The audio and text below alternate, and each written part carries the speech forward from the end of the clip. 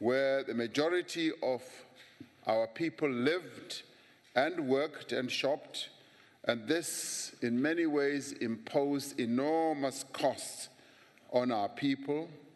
Many township entrepreneurs were and are still excluded and restricted from opportunities in the major commercial centers of our country, having been relegated to being small business players in the townships and in the rural areas. They have not yet really found opportunities that can truly empower them. However, the government is determined to reverse this. We are already implementing key elements of a strategy to boost township enterprises, to increase the involvement of South Africans in the economy, as well as to expand opportunities for our people through the Small Enterprise Finance Agency, SEFA. Many small businesses located in our townships have already received loans and industrial funding to enable them to enter new markets and also to expand their businesses and to expand their operations. Last year, disbursements from SEFA totaled around 1 billion rand, and this was targeted towards township businesses as well as rural businesses. As was announced in the medium-term budget statement by the Minister of Finance last week, a new fund for small business and innovation will be established, which will be allocated 1 billion rand in 2019-2020. The National Informal Business Upliftment Strategy is also available to help township enterprises upgrade their business activities. Now, through the Competition Commission, Madam Chairperson, the market inquiry into the grocery retail sector, government is looking specifically at the competition spaza shops face from larger malls and the factors that may limit the growth of township grocery retail market. The actions against cartels and monopolies are further means and ways of opening space for township enterprises. It was through the complaints, as many of us will know and remember,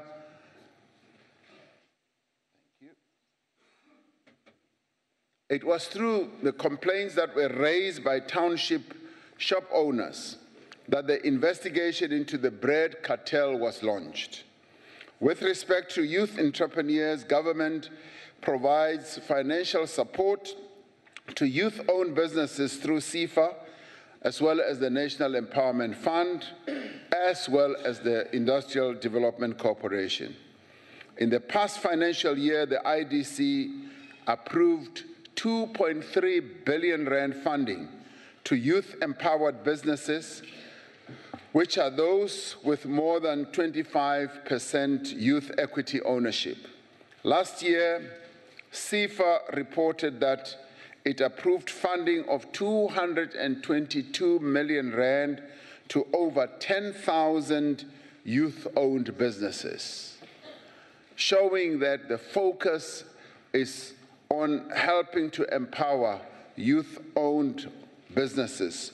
Much is being done to empower the youth and to also develop township enterprises. However, given the legacy of apartheid planning and the dire extent of youth unemployment, there is still much that needs to be done.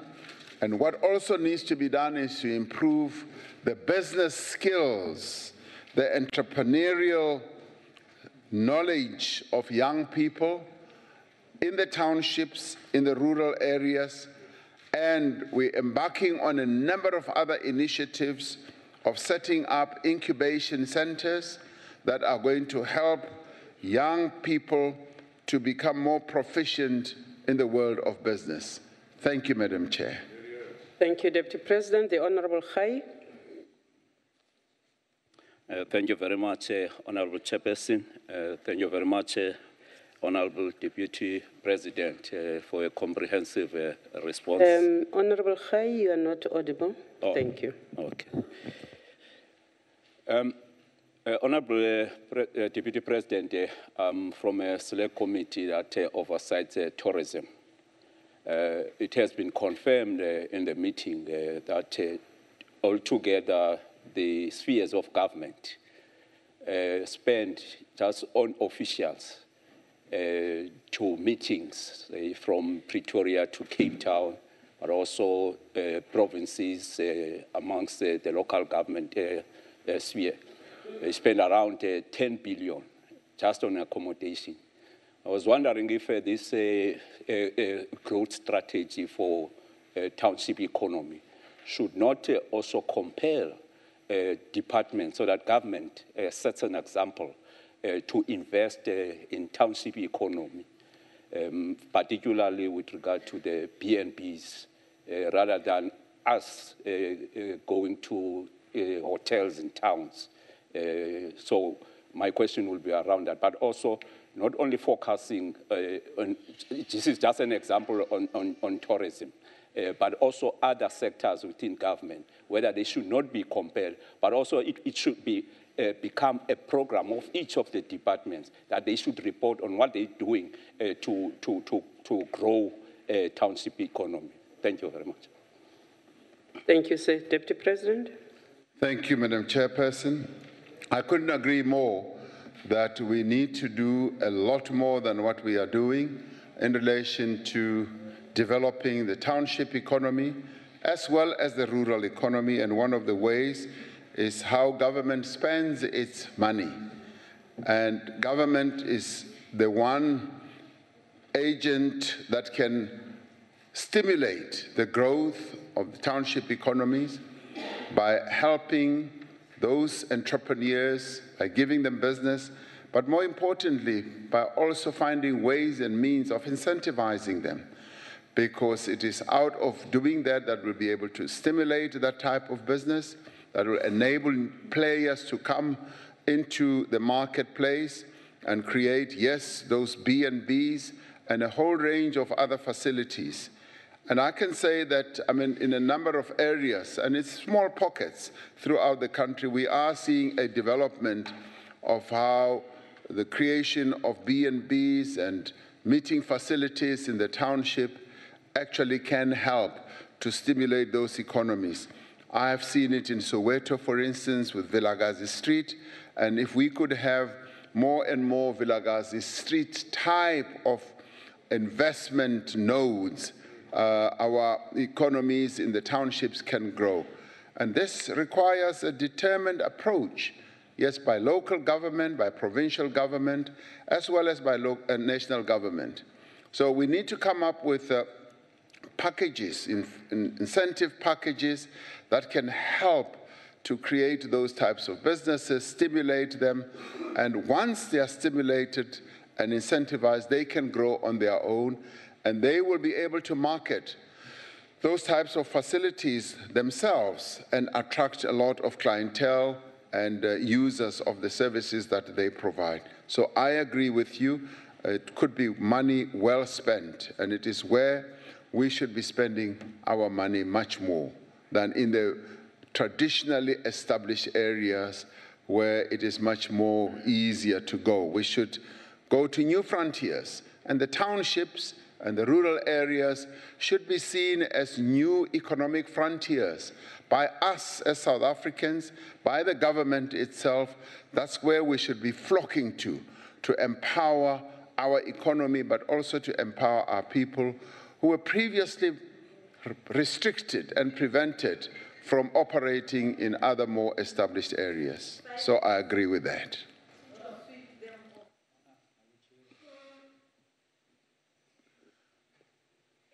I'm done. Thank you. Thank you, Deputy President. Honorable members, they must be on silent. The Honorable Mokwele. Thank you, Deputy President, and thank you, Chairperson.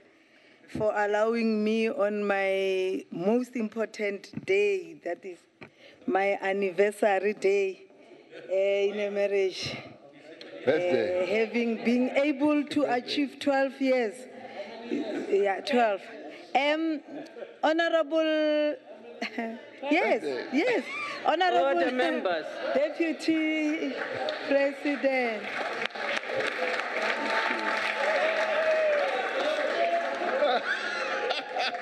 Honorable Mukwele, congratulations. Can we proceed with the business of the House? Thank you very much. Honorable Deputy President, as a country, we are experiencing a challenge in terms of finances or developing our communities. Now, I'm wondering, DP, that have you ever thought of narrowing your cabinet size as executive to make sure that you redirect the funds that are allocated to especially ministries that are not important for South Africans, so that we redirect the funds into township economic development, into also assisting small businesses so that they can develop. So I'm just asking you, my leader, that have you ever considered that we should narrow based on the fact that South Africa is the only country in the world with such a huge cabinet size. Have you ever considered? Thank you, ma'am. Deputy President. Madam Chair, thank you very much. Let me take this opportunity to congratulate Honorable Mukwele on her birthday. Oh, anniversary. Okay, wedding anniversary. Oh my, that's even better. Oh, that's even better. That's why you were showing your ring. Wow. Well, that's even better than a birthday. We congratulate you, and we're hoping that we will join you tonight in your celebration.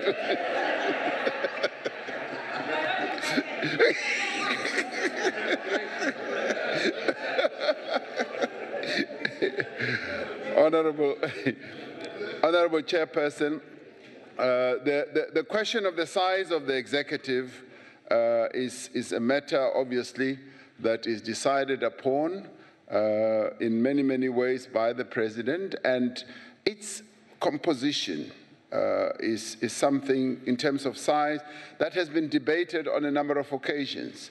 And a number of people have come forward with proposals that if you were to reduce the size of your executive, it would save quite a lot of costs. And I think these are matters that need to be given thought to. We also need to give thought to where we can cut costs. What areas can we cut back on and save money?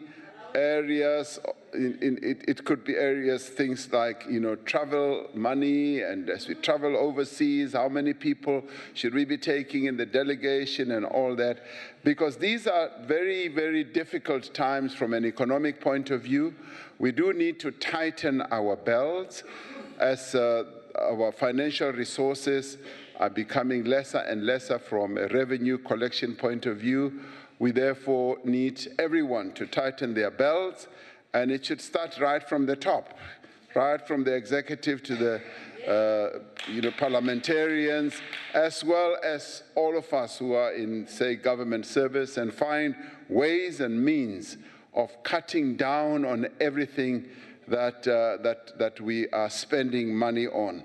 So this is a collective effort, and I'm glad that it is being raised at this platform of members of the NCOP, because it is here that we give leadership to everyone who works in the government sector. What you have said, Honourable Member, we will be able to to take forward and take into account that these are the sentiments that are being expressed by members of the NCOP. Thank you very much. Thank you, Deputy President. The Honorable Julius. Thank you, Chairperson. Thank you, Deputy President.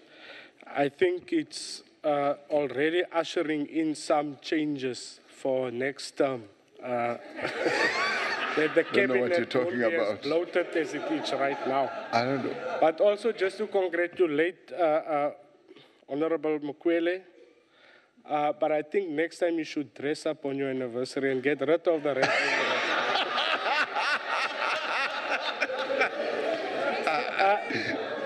Deputy President. Order, members. The township revitalization program can and will drastically transform the South African economy, as you mentioned earlier.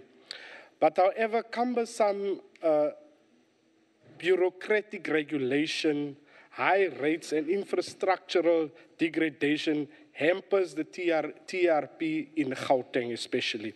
Furthermore, it must be noted that it's only focusing on certain areas in Gauteng, like Ekurhuleni, where the mayor unfortunately said he won't serve under you, but it's focusing on that areas. So my question is, what is being done to reduce these bureaucratic regulations and other hindrances in these municipalities, and when was this intervention started, if at all? Thank you, Chair. Thank you, sir. Deputy President. Thank you, Honorable Chair. The question of bureaucratic log jams and restrictions is a matter that is being attended to on an ongoing basis. When we first met with business through the Presidential Business Initiative, this is what many business people raised. And one of the key issues they raise is that what is holding small and medium enterprises back is the bureaucracy and the various regulations that impede them from being successful. And we embarked on a process through which we would look at the various restrictions that hold business back. And I can testify that there are quite a few, and that is why we've embarked on this process of looking more closely at what those are. Various municipal regulations, various provincial regulations, as well as national regulations as well. So all those need to be looked at, those that are not necessary, and those that are found to be impeding the growth and development of business should actually be done away with, because we need to free our businesses, particularly in the townships and in the rural areas, so that they can thrive. Unnecessary restrictions like laws or regulations that hold them back and tie their hands should be set aside so that they operate. And of course, we do need regulations, we do need laws that are going to make every business to operate in terms of our rules, in terms of our regulations, and in terms of our laws. And we need to make them adhere to those, but we need to ensure that they are not held back. And we found that in many economies around the world, if restrictions and the bureaucracy is lessened, small and medium enterprises tend to grow and to thrive. And this is precisely what we want to see in our economy as well. Our economy can create many more jobs at the small and medium enterprise level than what we are creating now. Our participation in terms of job creation is around 55% or so. In other countries, small and medium enterprises create up to 85% of the jobs that are created in a country. So there is still great opportunity for us to create more jobs, and this we can do by freeing the small and medium enterprises. But in this case, because of the history that we have had, we can free the township entrepreneurs and make them fly and make them contribute more meaningfully in the economy of our country by not having laws and regulations that restrict them too much. Thank you, Madam Chair. Thank you, Deputy President. The Honorable Makue. Thank you, Chairperson. Allow me to also thank the Deputy President, particularly for putting the emphasis on both township and rural economies, because I hear the voice of one of our premiers in my ear when he talks about the dorpies and the villages. And it's important that we should include all of them. Also, Chair, that this matter is going to be very complicated, Honorable Deputy President, because what we have seen happening is the rise of supermarkets within our townships, and also a very interesting development, which is the foreign nationals opening spaza shops within our townships, primarily because they have a supply pool to supply lower prices. My question, therefore, would have the two elements, which is the one in this strategy that we are looking at now. Is there also an element to help entrepreneurs so that there can be that supply pool so that they are able to make profits, but also provide goods and services at reduced prices? And the second part of that is the reality that we're sitting in the post-industrial revolution. And if I go to Vilakazi Street now, I want to be able to have Wi-Fi connection. Otherwise, it is going to be less attractive to me as a tourist. Is that also an element of the plan that it is embracing? And then I think just a piece of opinion that I would want to give Deputy President is that we should never underestimate the potential of the entrepreneurs themselves to provide us as political leaders with guidance as to what they want. Your time has expired. Please remember, honorable members, it is one supplementary question. You can use your 2 minutes to preamble but Deputy President, please. Thank you, Madam Chair. It is on the very last opinion that you give that I'd like to start my reply. I had occasion during a period when we were doing door-to-door visits in Orlando West. When I walked into a house, I found quite a number of brothers and sisters who are entrepreneurs and who said to me, Deputy President, our businesses here in the townships have died. And the one thing that we are expecting our government to do is to help boost those businesses. Our corner shops have died. We no longer have facilities that are offered by government. Would like government to support us. And they said, we don't need a lot of assistance and a lot of money. We just want government to be an enabler, government to assist, to boost us, so that we can revitalize our corner shops.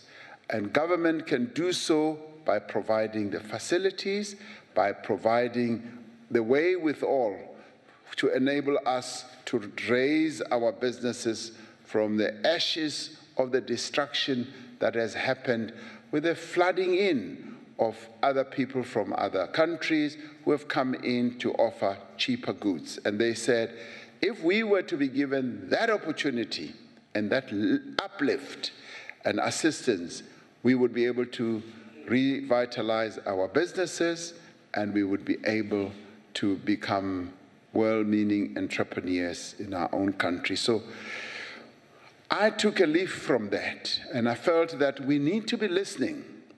We need to be listening to our entrepreneurs in the townships and in the rural areas and give an ear to some of their concerns, to some of the things that they are putting forward to us. Because it is when we do so that we are able to come up with strategies that can assist them. For instance, when it comes to these various malls that are in our townships, we need to be pushing more and more so that space and opportunity should be created for our small, medium enterprises, yes, to participate there, but also to create other shopping areas for our small and medium enterprises so that they create a market because we need to assist and support them in creating a good market for their services and their goods. Our people have always been entrepreneurial. We just need to give them the possibilities, the capabilities, and the energy to be able to do so. And if we are able to do so, they will form their own clubs. They will form their own consortia where they will buy in bulk and reduce the cost of the goods that our people buy from them. If we just give them the legs, if we give them the facilities, and if we assist them. And this gentleman, Sibeko was his name, said, we don't even need a lot of money. We just need very little money, either as loans, as part grants from our government to enable us to thrive and to succeed. And that, in many ways, can lead to the revitalization of township economies. Your Vilakazi street type of business area can be spread throughout the country. And this, I believe, needs to be an area of focus by our government, to focus on it in quite a vigorous way, to create markets and to create businesses in our country. Our people spend a lot of money traveling into the cities on transport to go and buy the very goods that they could easily have bought if they themselves were traders and entrepreneurs in the areas where they live. So there is great opportunity, and our government just needs to come in and give them as much assistance as possible. Thank you, Madam Chair. Thank you, Deputy President. We move on to your second question. That is question number 14, posed to you by the Honorable Engelbrecht. Madam Chairperson, as Leader of Government Business, I regularly table to Cabinet a report on the activities of members of the Executive, as I did this morning at the Cabinet meeting, in relation to their responsibilities in Parliament. But it is not the function of the Leader of Government Business to discipline members of the Executive. I have always said that it is Parliament that should do so.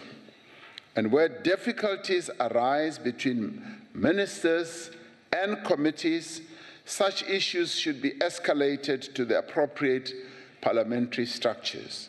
And I say this with great respect because as members of the Executive, we are all accountable to Parliament. That is something that should never be forgotten. And that is a fact that sometimes we gloss over and don't keep in the front of our minds. Parliament has the full right and authority to sanction members, not only its members, but also members of the Executive. Those who miss scheduled meetings without reasonable explanation can, Madam Chairperson, indeed be sanctioned by Parliament. Such powers do not reside with the Leader of Government Business. As members may be aware, Minister Dlamini appeared before the joint meeting of SCOPA and the Portfolio Committee on Social Development yesterday, that is the 31st of October, and that engagement is expected to continue later today. I personally had a discussion with Minister Dlamini, and we discussed the matter of her working in a cooperative way with the committee, and that is happening, and she appeared before SCOPA, and in the end, she is going to continue that engagement today. As the interface between Parliament and the Executive and the Office of the Leader of Government Business will continue to work with Parliament to ensure that there is effective coordination and accountability. And I'd like to say that we should take this matter as a matter that we need to deal with on a cooperative basis. Where there are lapses, where there are problems and challenges, we should raise them, discuss them, and then raise them with the respective member of the Executive. And may I say that, in my view, it is not because there is a reluctance to attend to these matters. It is often the scheduling of the meetings, and sometimes we have crossed wires when it comes to that. But be rest assured that when matters of this nature are raised, they are followed up. And I'm happy to say today it's been followed up, and today the Minister of Social Development is working together with the relevant committees and structures today as we speak. Thank you, Madam Chairperson. Thank you, Deputy President. Honorable Engelbrecht. Madam Chair, thank you. And Deputy President, thank you for that explanation. And yes, you are absolutely correct. The Minister has evaded the portfolio. She has not pitched up at SCOPA. She has refused to answer questions. And yet, she's still being protected by the ANC. Just last week, on the 25th of October, you mentioned it, she failed once again to appear before Parliament.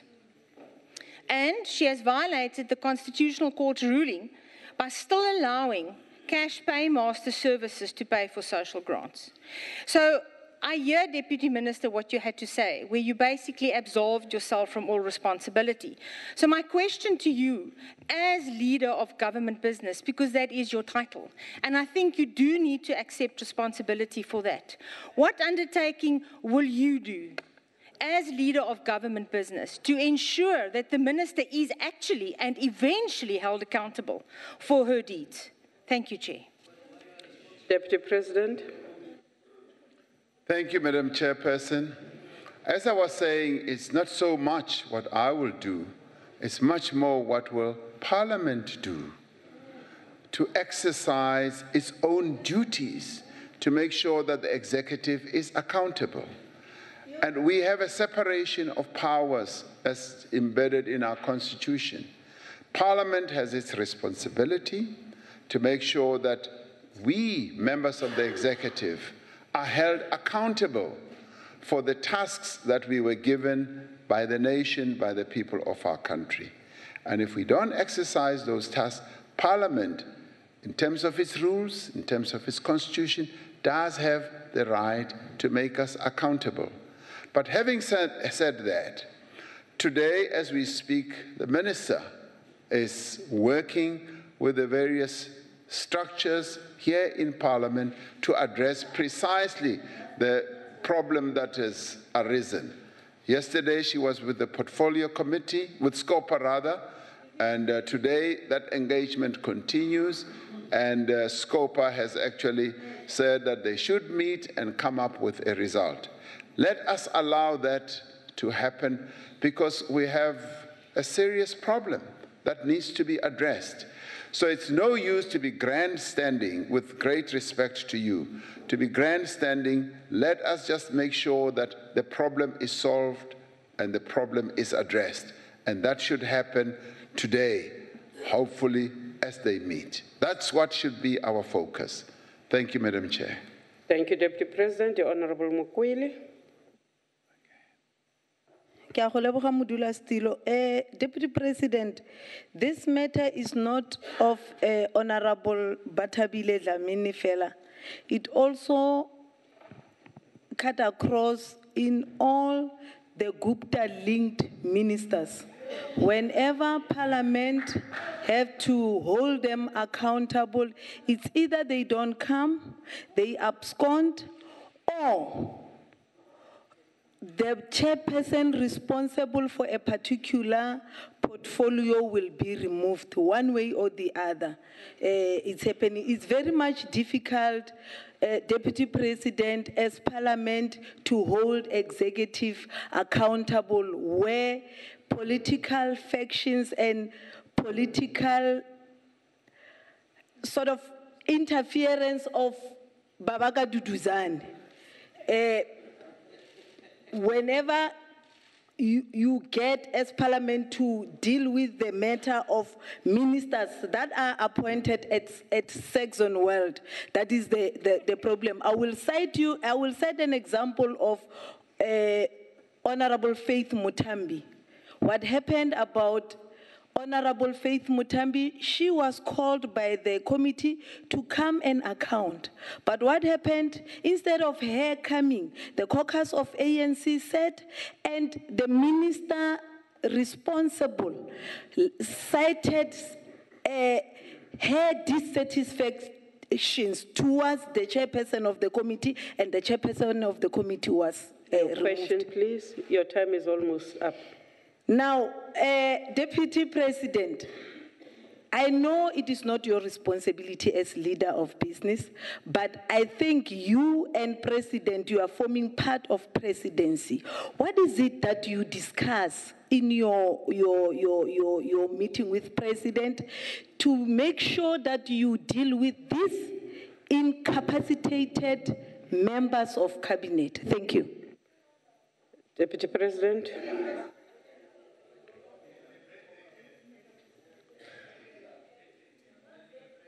Deputy President, you are on. Honorable Mukwele, I seem to be reading that as an invitation for you to attend meetings to come and hear what we discuss. So we'll consider that invitation. But more seriously, I think what we should not do as Parliament is to, in the face of the challenges and the problems, which could include the non-attendance of members of the executive, run away and throw our hands up in the air. We are politicians. We are here elected to deal with difficult and complex matters. And those matters include precisely the challenge that you have spoken about. And as I was saying earlier, our task, my task as leader of government business, yes, is to raise all these matters with members of the executive and make sure that members of the executive are aware of their responsibilities. But in the end, the task of making members accountable rests with Parliament. It rests with this House, and it rests with the National Assembly. And that is where all of us are accountable. And that is why we come here to answer questions. My presence here and appearance here to answer questions is that exercise of accountability. And if I did not come to answer questions, you would be fully entitled to sanction me, to take whatever action that you may well wish to take against me. So I'm saying this is politics. We're all politicians. Let us deal with the matter, yes, in terms of our rules, in terms of the Constitution, to enforce the principle of accountability and actually increase and inculcate that culture of the executive being accountable. As with Minister Dlamini, right now, today, she is going to be appearing before the relevant structure, and they are seeking to resolve this matter, which, as you correctly say, is a matter that affects the whole nation, and that is the task that she knows she has at hand, and to make sure that the problems are solved. Thank you, Madam Chairperson. Thank you, Deputy President. The Honorable Mutara.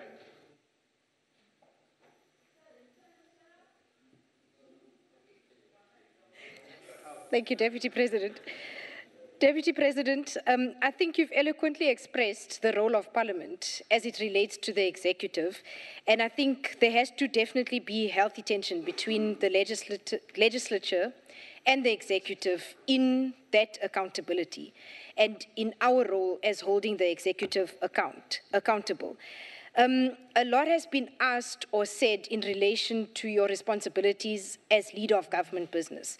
Now, could you please, perhaps, without going into probably extensive detail, express what are your roles and responsibilities as leader of government business?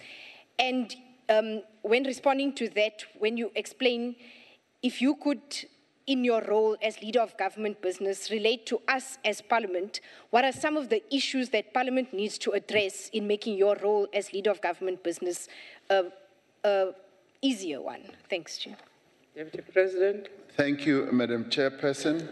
the role of the leader of government business clearly is the interface between the executive and parliament, and to ensure that there are good relations, smooth working relations between the two entities, whilst observing the separation of powers. Now, in terms of our rules, the leader of government business has to relate to the Speaker of Parliament and the chair of the NCOP, and meet on a regular basis to deal with matters that have to do with that relationship. And those would deal with the programming of Parliament, the programming of the legislative program, for instance, that will come from the executive into Parliament, being the National Assembly and the NCOP.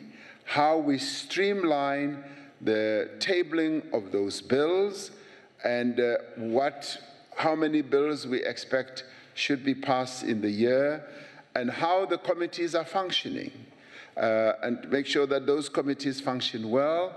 Now, we meet on a regular basis to deal with precisely that. And of course, we also deal with the ability of members of the executive to execute their own tasks, particularly in relation to, yes, answering questions, both written and oral questions, and to ensure that that is taking place, to look at attendance of all that, and make sure that the executive, yes, is living up to what it should. But the issue of accountability in the end is then left to the House. And in doing all this, we smoothen the relationship, and you are correct in saying there has to be a healthy tension. The healthy tension that will in the end mean that the executive should not try and encroach on the tasks and responsibilities of the legislature, and similarly the legislature does not encroach on the tasks and responsibilities of the executive. And when, for instance, there are changes, as there have been in the past in the executive, to notify the Speaker of Parliament and the chair of the NCOP that this has happened in a formal way, in a letter, and those are all set out in our rules. What will make our task a lot easier as the LOGB, the leader of government business and Parliament, is to make sure, obviously, that Parliament does exercise its own role. Parliament does hold us to account. And you put it beautifully, Honorable Mutala, by saying that healthy tension. There does need to be that tension. It cannot be forever a sweetheart type of relationship. That tension does need to be there, but it should never be tension of a hostile nature. It should be the type of tension that will demonstrate to the executive that we are accountable to the legislature and to members of Parliament. And that in itself will help to keep us on our toes. And that in itself, I think, will also help members of Parliament to be on their toes, to know that they have a task to execute. And the other one that will help is for members of Parliament themselves to take their own responsibility very seriously, to be members who will, be diligent and attend their committee meetings and attend Parliament. And on our side, we will also help you if we execute our tasks seriously with diligence, so that when we are called, we come. We come to answer questions and we attend committee meetings. There is no other way in demonstrating that we are a fully fledged democratic system, or we have democracy in our country. Parliamentary democracy has to be acted out. We've got to see that it is alive. And this is what is embedded in our Constitution. So I'm saying that all arms of the state need to execute their tasks without fear or favor. And that is what Parliament should also do. Thank you, Madam Chair. Thank you, Deputy President. The Honourable Julius. Dankie, voorzitter. Deputy President, I hear you say that it's about politics, holding the ministers accountable. It is about politics, and it is about the ANC because you deploy them. It's an ANC problem that you cannot address. Now, we have, because of that, we have factionalism, infighting, protectionism. We have a bloated cabinet instead of maybe about 15 ministers that you have. Now, we know that annually, in terms of the report cards or the reports on the performance of ministers annually, Batu. You are protected, please proceed. Thank you, Chairperson. We know that the annual reports on ministers' performance, these reports are not made public. Instead, we get an holistic view of performance of all ministers, so you might miss one. In other words, the society, we as parliamentarians, cannot hold ministers properly accountable. And I think you would agree with that. If we get the performance reports of each and every minister, we can properly hold them accountable. I want to know from you, Deputy President, as you said previously, you sent in the reports on ministers. Will you at least, for the sake of transparency and giving us and the society, South Africans at large, the vigor to hold ministers accountable, will you at least make your reports available to the public? Thank you, Chair. Deputy President. Madam Chairperson, the Leader of Government Business issues a report of the executive's performance at the end of each year. And since I've been Deputy President, I think we've issued 2 or 3 of such reports. And they have, correctly so, been reports that give a broad picture of how the executive has functioned in terms of the legislative program, in terms of the executive's performance, in terms of answering questions, both oral as well as written questions. Now, we have always found that those reports are well received. The very people that you're talking about, the masses of our people, have received those reports well, and they shed a light on how the executive is functioning. Now, in the end, in terms of the structure of government that we have, every department, every ministry then issues its own report. The presidency issues its own report, and the various ministries. In the end, we cannot be, the jury as well as, the judge. There are various institutions in our country that evaluate and measure the performance of the executive. Your own party does so. The Democratic Alliance issues a report. Every year, it gives people, 10, 5, and all that, and we often wonder, how do you arrive at that? But as we live in a free country where everyone has the right of freedom to express themselves, we say, you are expressing yourselves in terms of the measurement of members of the executive. But as for the Leader of Government Business, we will continue to issue those reports because they are highly valued. And we found that they are not only highly valued, they are appreciated by the masses of our people, and they read them with a great deal of attention and interest. And we will continue to issue those types of reports. I know you would like to have reports that will drill into every member of the executive and how they have performed. That to you is much, much more sensational. And I look forward to seeing one day as your party, the DA, issue such reports to the way, yeah.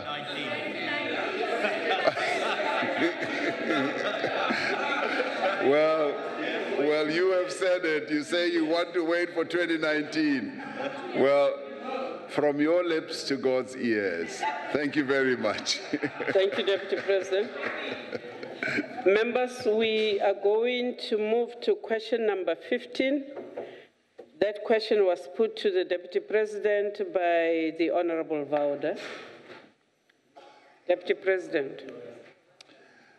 Honorable Chairperson, government is not considering legislation that will reduce cash crops. However, there are policies in place that our government has introduced, such as the Agricultural Policy Action Plan that aims to ensure that agricultural land is preserved and developed appropriately. The Draft Preservation and Development of Agricultural Land Bill, which is currently at consultation phase, has provisions for the declaration of protected agricultural areas which will be used for production purposes. The bill makes provision for the establishment of a scheme to provide financial assistance to those who own land and those who use land to, among other things, preserve agricultural land for purposes of food production and promote specific agricultural enterprise within a specific geographical area for purposes of food security. Now, our policies need to take account of the fact that agricultural production, Madam Chairperson, ultimately depends a lot on the agroclimatic conditions that obtain in our country. They also depend on the availability of water and the soil type, which will determine which crops should be produced. There are certain areas that are good for certain crops and other areas that are not good for all crops. Economic viability and sustainability also play a role in the decision on what to cultivate, where farmers respond to market needs. Through the Agricultural Policy Action Plan, producers are given guidance on key commodities to be planted depending on the agroclimatic conditions. The plan places the imperative of food security within the broader objective of equitable growth through increased labor absorption and broadened market access and participation, while maintaining a resilient and competitive sector in the agricultural sector of our economy.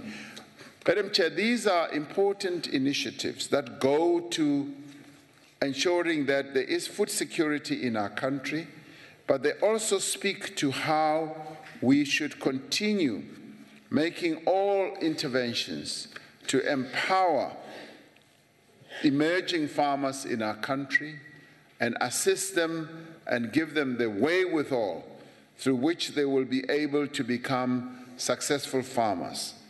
Agriculture by its very nature is a difficult industry, particularly when you are an emerging farmer, and therefore those emerging farmers need all the help and the assistance that government can give. And government has an interest in doing so because government focuses not only on the empowerment of emerging farmers, but also on food security, which is one of the most important priority areas that government needs to focus on. So all these initiatives are there, available to our people, and the government is there to assist them. Thank you, Madam Chair. Thank you, Deputy President. The Honorable Vauda. Assalamu alaikum. I take this opportunity, Honourable Chair, not only to congratulate the Honourable Mokwele, but also to remind the Honourable Julius that the Honourable Mokwele is fully dressed. And if he is hoping to see her in any other, he can forget about it, okay?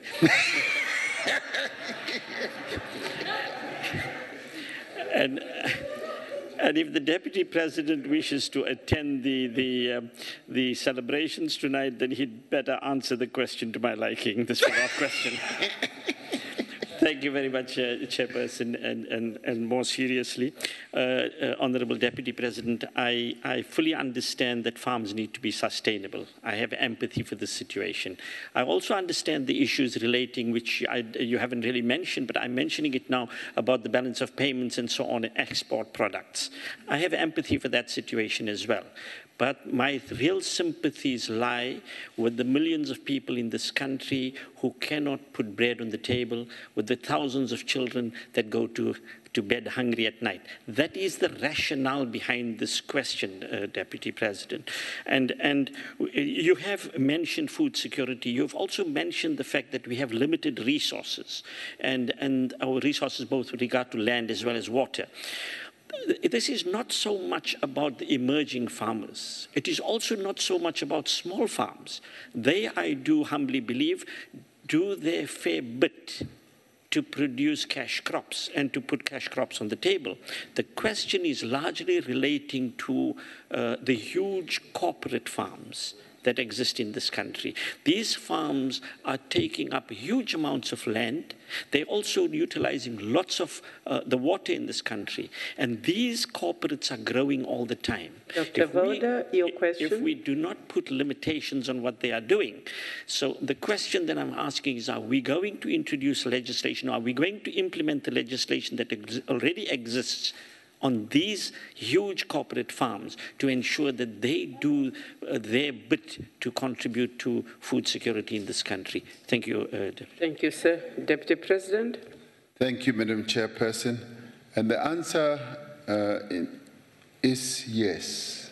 There needs to be attention that we should pay to the huge corporate farmers and farming entities, that they too should see themselves participating in the whole process of transformation. They should embrace the transformation agenda of our government, because transformation of our government speaks to precisely how the farming sector, through these huge corporations, has been monopolized. And the monopolization thereof has closed space, locked out quite a number of important players who would want to participate in this sector.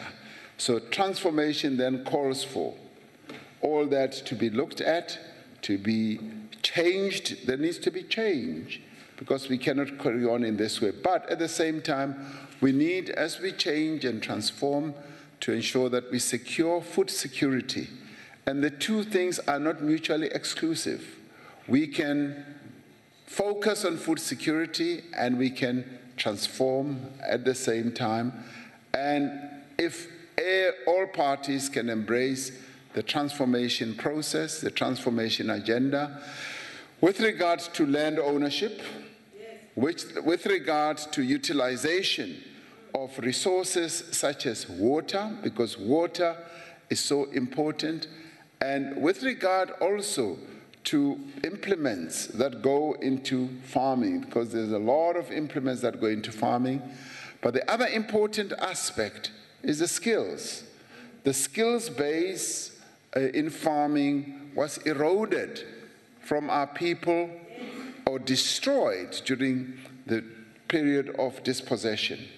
And that is the skill base that we should also find ways of bringing back, and therefore that calls for transformation as well, and gender skills base.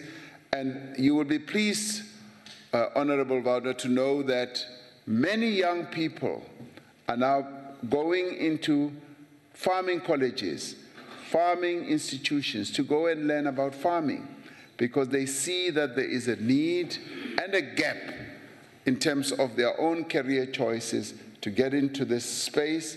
Now, what we should be doing as government is to enable them to get into the farming space, to become extension officers, to assist the cash crop farmers, to assist the small, medium, emerging farmers, and indeed to interface with your big farming corporations or operations to help engender this transformation process. I see this as an all-inclusive process that can ensure food security, but at the same time speed up the question of land ownership, speed up the question of entry of our people into the farming sector so that they too can become active participants in ensuring food security in our country. Thank you very much. Thank you, Deputy President. Honorable members, I have the honor to welcome the wife of Honorable Faba in our midst. You are welcome, ma'am. The Honorable... Whose wife is it? Honorable Faba. Oh, okay. Yes. Thank you. I did not recognize you, sir. I just recognized your spouse. Why are you up, Honorable Point of order. Point of order, Chair. It's a point of order. Yes. Yes, sir. Is to at all times make the arrangement for the wife to be here for this proper behavior.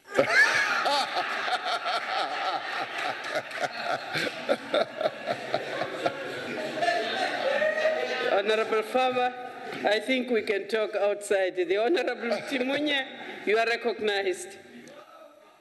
Honorable Faba, since when did you become Mtimunye?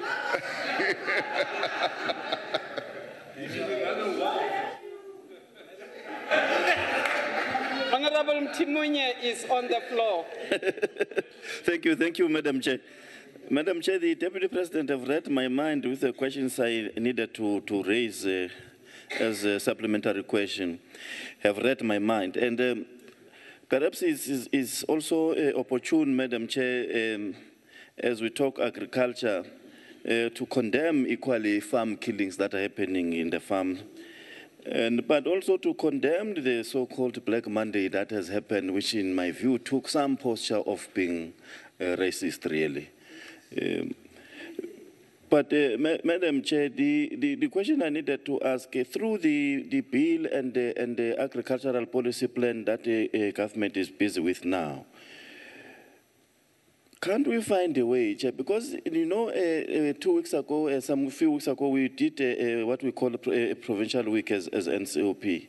The observation we make in farming communities, especially the farm workers, is really a dire one. And in the main, it centers around the issue of right of tenure to those poor people there. And our view, or my take, is that maybe perhaps it's important for government to consider looking at the one word that I borrowed from Honorable Sifako this morning, the phrase of 1 hectare, 1 homestead in the farming area. Because when we deal with this issue... The member is still talking. Are you interjecting what he is saying? On what point, ma'am? Thank you very much, Chairperson. No, I would appeal with Honorable Mtimunye to stop beating around the bush and come out of the box and say he agrees with the expropriation of land without compensation. That's where he's going. Thank you, ma'am, but that's not a point of order. Honorable Mtimunye, you've got 30 seconds left to phrase your question. My submission, Chair, is to hit 3 birds with 1 stone. To use this transformation as a tool for right of tenure for farm workers, empower them economically and transform the sector, and also use it as some kind of food security. Deputy President, you are at liberty to comment, but that sounded more like a comment from the honorable member. Deputy President. Yes, thank you, Honorable Chairperson. It is a good comment, and it is a comment worthy of repetition, I would say, from my side, that yes, we do need to embark on a vigorous transformation process to address the land issue, because there is land hunger in our country. Our people are hankering for land, and we need to address that. And in addressing it, we need to ensure that there is full transformation that is going to lead to the full empowerment of our people.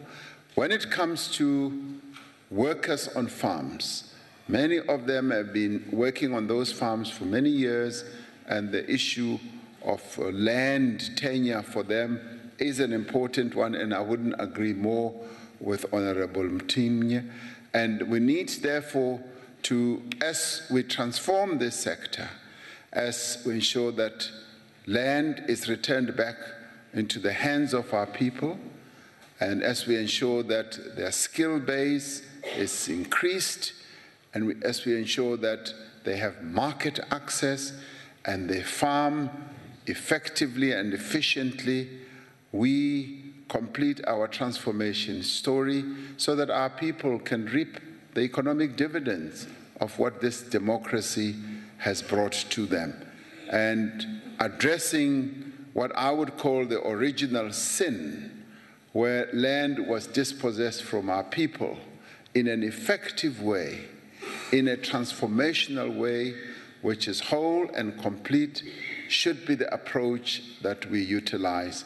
And that will mean that we move away from slogans, we get down to doing what is right and what will lead to food security for our people and proper empowerment. And if we can do that, then we will be able to move the land question forward in a very effective way that will end up empowering our people much more effectively than just relying on slogans. Thank you very much. Thank you, Deputy President. The Honorable Sefako. Thank you very much, Honorable Chair, Honorable Deputy President. Of course, it's an opportunity also to appreciate the role played by farm workers and, of course, the farmers in the production of the food. But equally so, condemn the racist murdering of the very same farm workers. The follow-up question is that there are wonderful pieces of legislation. Your Labor Tenant Act, your extension of Security Turnover Act. But indeed, they are not defending and protecting the poor farm workers. What is it that we'll be doing to ensure that these legislative pieces of framework are indeed enforceable to counteract the perpetuation of the sufferings of the farm workers? Thank you. Thank you, sir. Deputy President. Honorable Chairperson, thank you. And indeed, a lot needs to be done, not only to address the issues of the implementation of the Labor Tenants Act and other pieces of legislation, but to secure, may I say, yes, the rights of farm workers, some of whom are killed, some of whom are put into coffins, some of whom are assaulted. They have rights that need to be upheld. They have rights that need to be protected.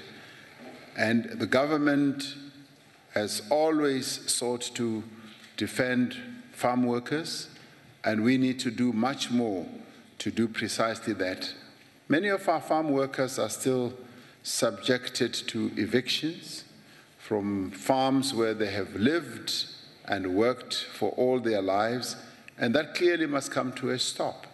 We need to stop that because that is a violation of the rights that they have, and the rights that farm owners have cannot be the types of rights that will violate the basic human rights of farm workers. But at the same time, we do need to say and condemn the farm killings that continue to take place in our country, because we can never justify any form of taking of life of anyone. So the farm killings too must be brought to an end. But I want to stand here and also condemn those who participated in that march where they flung out the old South African flag. If they did anything, they actually just damaged their own case, because by hoisting the old South African flag, they clearly demonstrated to all and sundry in our country that they still hanker for the old days of apartheid, and they are still trapped by the racist past that we thought that we have moved away from. And that does not do well for their cause, and that should be condemned in every respect. Anybody who still hoists a flag that is representative of a terrible crime that was committed against our people, what the world called a crime against humanity, should be condemned very strongly. And I'm hoping that that flag will never be flown in South Africa ever again. And if we've seen it for the last time, this must be the last time we've seen that flag being hoisted. Now, coming to farm workers and the protection of farm workers, that must be something that we treat as being priority, because farm workers who work on farms are some of the most vulnerable citizens of our country. They are completely subject to the whims and the wills of farm owners, and therefore government and various role players must make sure that we protect their rights. And I want to call on farm owners to stop violating the rights of our people. They must stop killing our people. They must also stop assaulting our people. And I call on our law enforcement agencies to be a lot more vigorous, particularly in those areas where we know that those types of attacks are still prevalent. We cannot today afford to have any inch of South African soil where the rights of our people will be violated in the way that they continue to be violated on our farms. Thank you, Madam Chairperson. Thank you, Deputy President. The Honorable Mokweli. Thank you very much, Chairperson and Deputy President. You know, what happened on Monday reminded some of us about the hardships that we went through at our very early ages. And it is true that our people are still subjected to oppression, especially by white farmers. I will cite an example in Khetleng, Swartregens. Those people, they don't know anything about freedom. Even if we have more than 20 years into democracy, they don't know what is the meaning of freedom. The manner in which these white racists disrespect us, Honorable Deputy President,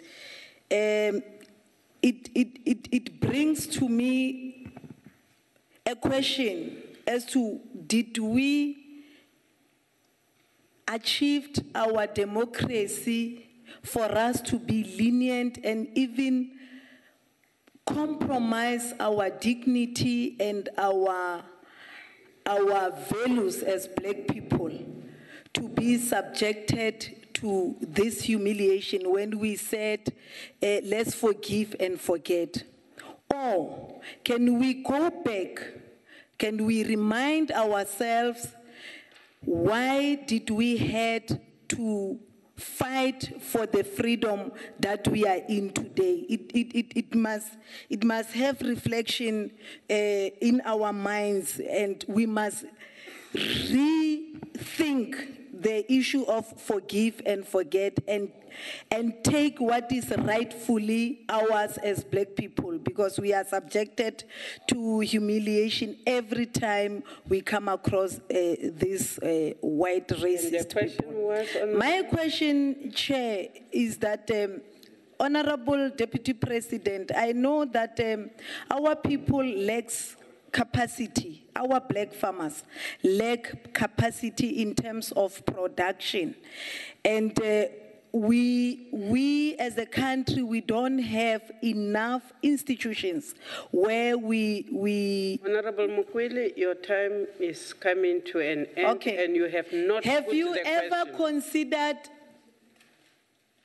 increasing the institutions of learning in terms of agriculture? Thank you, ma'am. Asante. Deputy President. Honorable Chairperson, answering the question directly, yes. As I was saying earlier, I was saying that the skills base of our people when it comes to agricultural production at a high level needs to be increased. It was destroyed during the period of dispossession, and our people were forced off their farms, and we were reduced into being laborers and hewers of wood and drawers of water. And we now should have an opportunity of reclaiming those skills, and our people were well skilled when it comes to food production, and they were good farmers. What we now need to do is to make sure that we spread the skills and we increase institutions that are going to develop those skills. And those institutions can be colleges, agricultural colleges. Those institutions can be TVET colleges where our people can learn the skills, technical skills, logistical skills, marketing skills, and production skills. And I found that when our people are given those opportunities, they take up those skills with a great deal of enthusiasm. Our task should be to spread those skills more and more, and to make agriculture attractive for young people to get into, and incentivize them to see agriculture as a career choice. That will revolutionize agriculture. I know of countries such as Ethiopia that had an agricultural sector that was right at the bottom. When they focused on it and trained tens of thousands of young people in agriculture and turned them into extension officers, they were able to upgrade the agricultural sector, and today it is #1 contributor to their GDP. And I believe that it is through skills acquisition that we will be able to upgrade agriculture. Right now, the participation of agriculture in our country is very, very little to our GDP, but we can turn that around, and we can ensure that the transformation that needs to take place with regard to land, with regard to everything that goes with land, can be upgraded by giving our people skills. The know-how in agriculture is what is the main challenge, I have found, from a practical point of view. And agriculture is something that you learn over time. You don't just learn it at college. You learn it by doing, and that is where we can also harness the good meaning players in agriculture right now and get them to transfer those skills so that many of our people can acquire those skills. And that can be done in real practice. And that is what we should be focusing on. Thank you, Madam Chair. Thank you, Deputy President. Deputy President, we are moving on to question number 16, put to you by the Honorable Ntebe.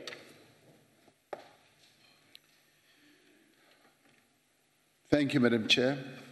The National Development Plan and the Industrial Policy Action Plan both place significant emphasis on leveraging public procurement to grow the domestic manufacturing sector and to create decent jobs.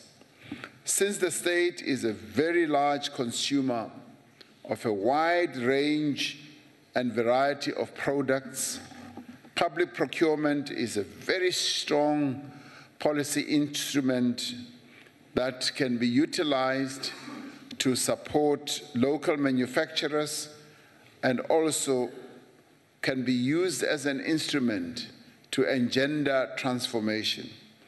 The Department of Trade and Industry works closely with the National Treasury to support development, to support localization and industrial development through policy instruments such as designations. For designated products, the preferential procurement regulations require that all organs of state should procure and purchase only locally produced products at a prescribed level of local content. This policy lever has been used with considerable positive results, Madam Chairperson, to raise aggregate demand for local manufacturers and to improve the competitiveness with these manufacturers. Further work is indeed needed to maximize the impact of this program. This includes ensuring that there is compliance across all public sector procurement and that we build the requisite capacity across all organs of state for local procurement and supplier development. Madam Chairperson, the localization and supplier development processes that are embedded in the competitive supplier development program, which is the responsibility of the Department of Public Enterprises, has met with considerable success across the energy and rail value chain, including localization, empowerment, support for new market entrants, technology transfer and absorption, as well as job creation. South Africa is constrained by its commitments as a signatory to the World Trade Organization in prescribing local procurement requirements to the domestic private sector. Nevertheless, our government is working with business and labor through the Proudly South Africa to promote Buy Local campaign. Our social partners understand that there are massive economic benefits from buying local. If, for example, large corporates in just the retail, the construction, the health, tourism, and mining sectors could clearly commit to local procurement and supply development, this would raise aggregate domestic demand, supporting transformation and supporting new entrants into key value chains. The government deploys a range of incentive programs for companies that produce value-added goods locally with a range of conditions. Now, these include manufacturing competitive enhancement program, the special economic zones, and a whole range of others, including the Black Industrialist Program. South Africa has a number of critical initiatives to promote local procurement, because we have realized that it is when we promote local procurement and encourage role players to buy local that we will be able to create more jobs. And we found that a number of countries... All right, we're going to cut out of that for now to take you live to the National Assembly, where Social Development Minister Bathabile Dlamini is also answering questions on social grant payments. Then we'll take you back to the NCOP. Let's go live to the National Assembly. And just, Faneke siwa consolidate wonke ama report and sibuze imibuzo ezokwenza ukuthi kube nenqubekela phambili. Hayi imibuzo ezotargeta usasa kuphela. Ngiyabonga. Honorable Sheikh Imam.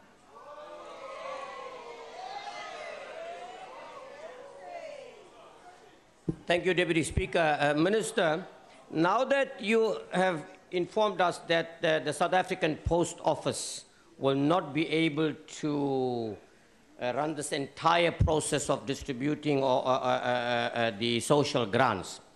Now, SAPO being part of the state-owned entity, do you believe that in the near future, that if there are some shortcomings that could be addressed and ensure ultimately or at the end that SAPO does take responsibility to distribute all social grants in South Africa? So it's a win-win situation for us. Thank you. Honorable Minister. Thank you very much, Honorable Member. Like you said, you were quite eloquent that probably public expenditure or public procurement is one of the biggest. If we could be taking public expenditure growing on the other side, some are saying it's bad, but others are arguing that it is good, because if you use the public expenditure that is growing to be the procurer of goods and services, that should be able to spill off into your emerging small and medium businesses for cash injection, capital injection that is so needed for them to survive. If you look at that comparably to our GDP, and we should be using our instruments, as you alluded to be channeling them to that direction, shouldn't we be having a growth that is spilling off into? I'm raising this because I attended the recent energy in-depth. And in that energy in-depth, women energy in-depth, they were saying, we are unable, we are here. We are in this sector, but we are unable to penetrate because bigger and government prefers already established businesses. My question, shouldn't we be rather using the procurement system that we have to be stimulating as a cash injection for small and medium businesses? Thank you, sir. Deputy President.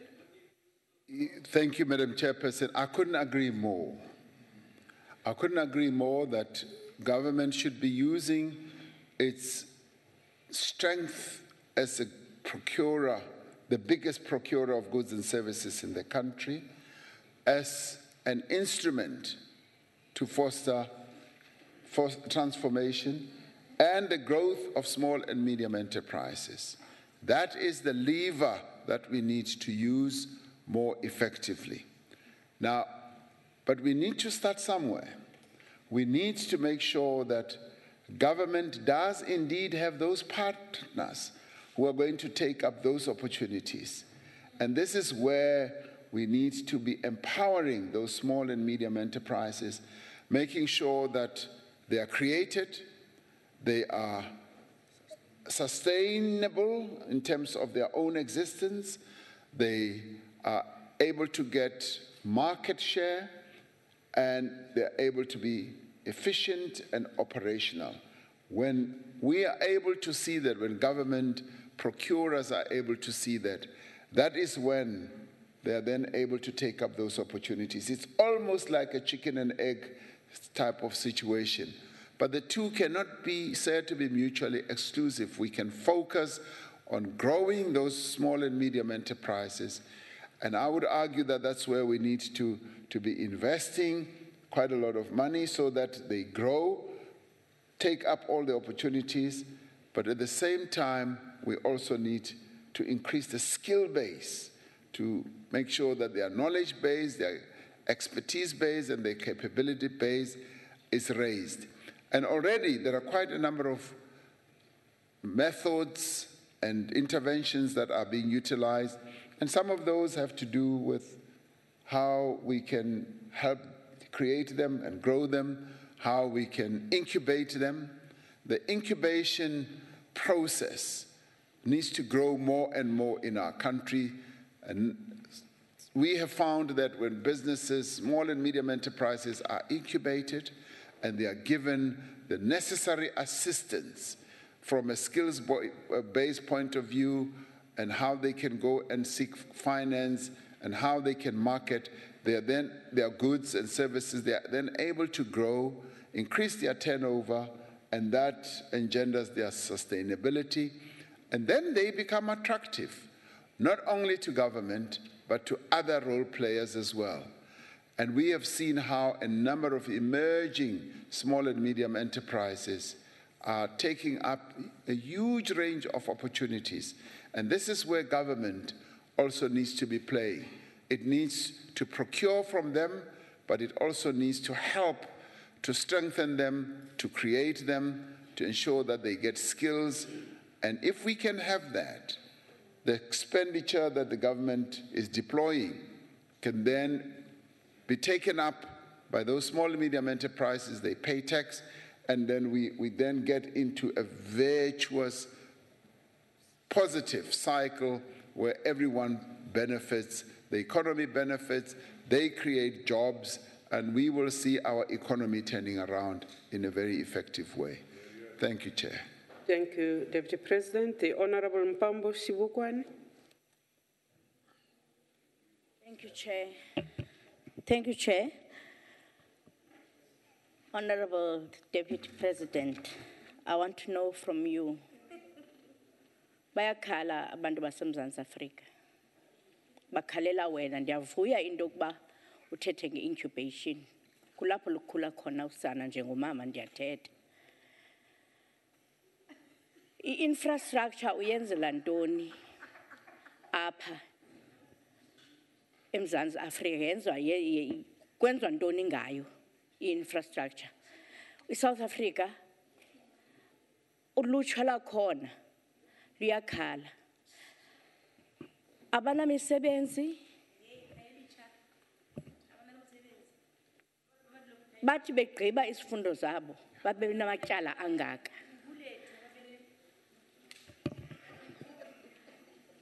Kungoko sifuna kuwe mongameli, uthekela mongameli, into yokuba unike uncedo olungenamkhinqe, unike abantu baseMzantsi Afrika. Ndifuna ukwazi kuwe, if this is essential, it means that when they go into job market, xa besiya emisebenzini, kufuneka beqeshiwe. UMzantsi Afrika awuqinisekanga ngekamva labo. Ungenza ntoni koku ukuncedana nabo? Thank you, Deputy President. Enkosi mama, zininzi izinto esizama ukuzenza ukuthi abantu bakuthi bayifumane imisebenzi. Ngakumbe bona laba abancinci i-youth sifuna ukuthi baqeqeshwe, bathole ama-qualifications wabo, bathi ugqiba apho bathole amathuba okuyosebenza noma phina sibavulele amathuba. Now it's important that, and this is what we are seeking to do, to focus on the employment of young people, newly qualified, to introduce them into the world of work.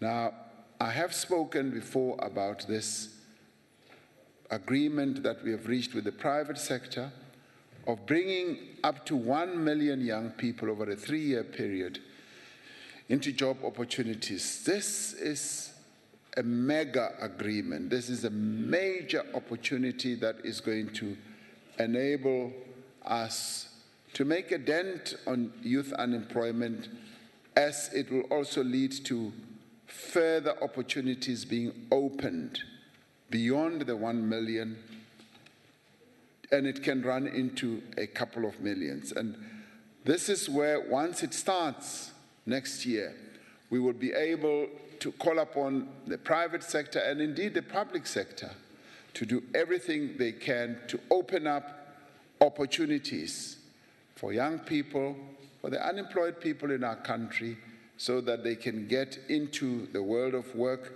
learn work, get those job opportunities. And we've often found that once they get into job opportunities, they are then able to be employable.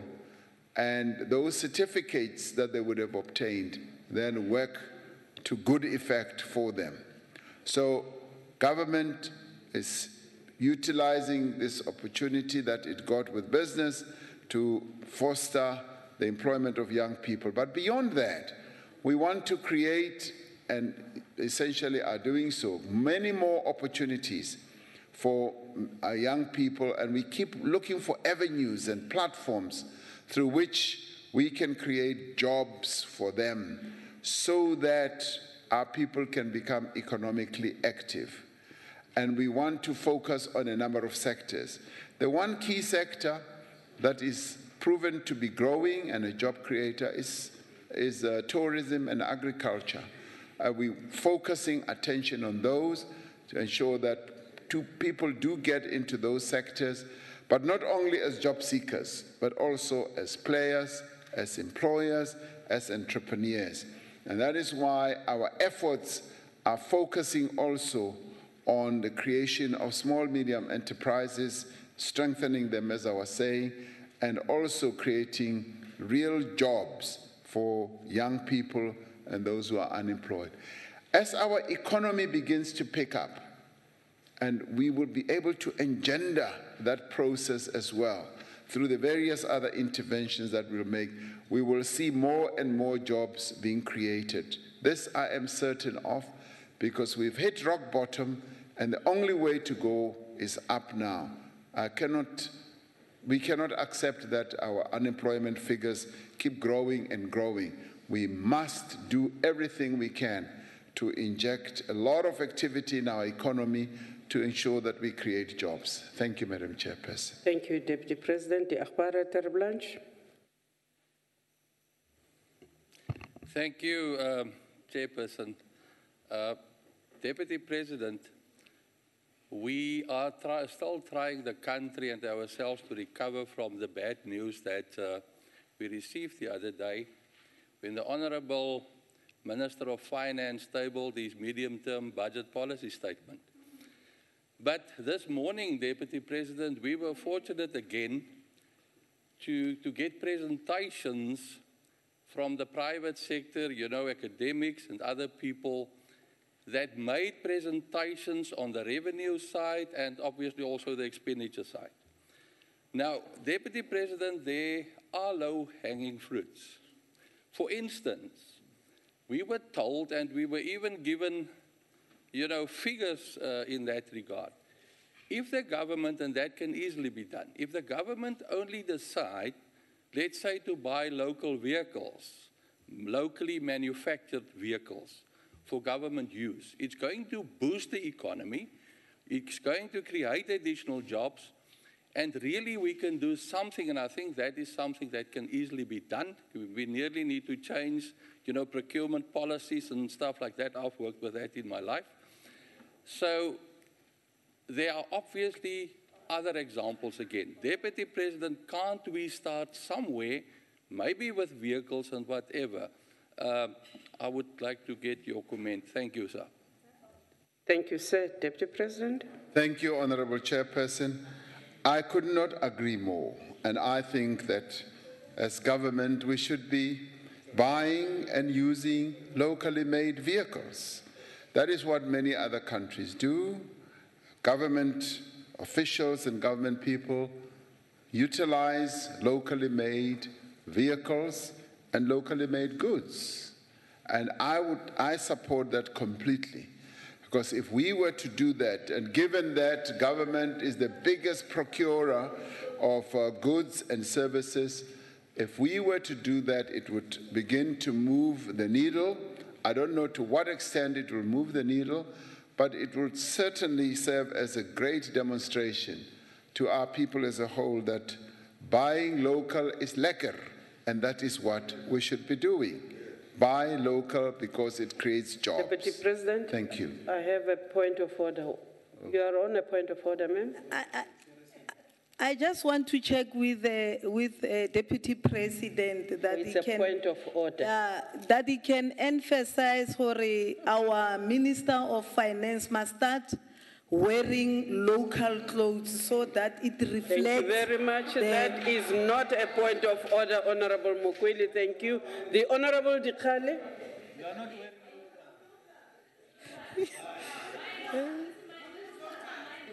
Order. Honorable Koni. Honorable Dikale, I am presiding. Address me.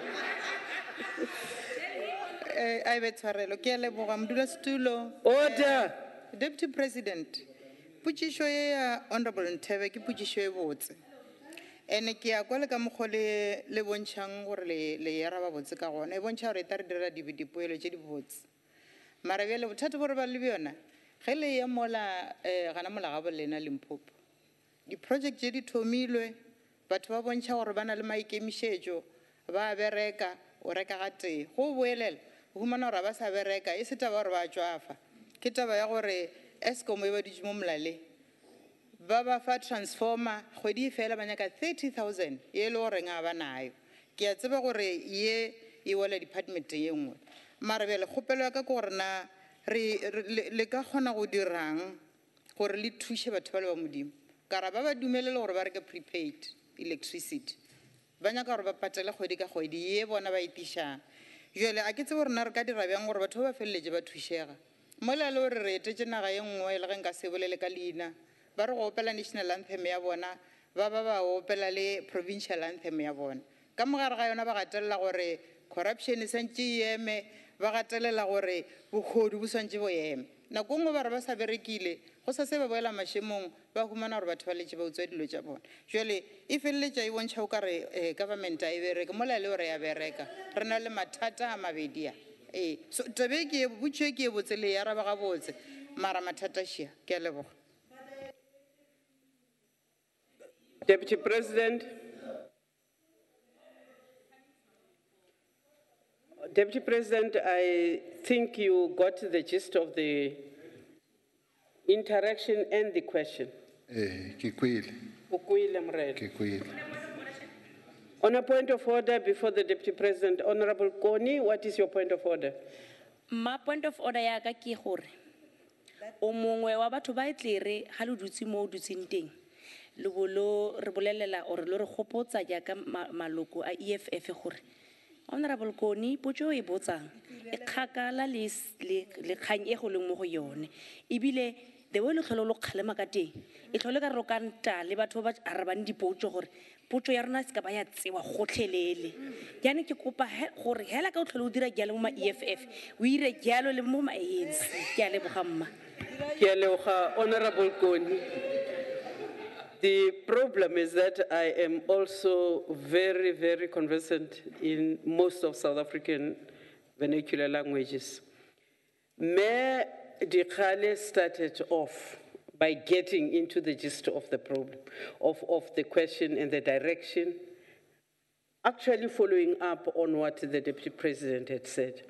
Where she lost you, especially Honorable Esak, is when she went to a country which has a national and a provincial. But you couldn't then say you cancel out the rest of the question which she had started asking. And on that, yes, I get you, but she actually was not irrelevant. Deputy President. Ke a leboga modulasetulo.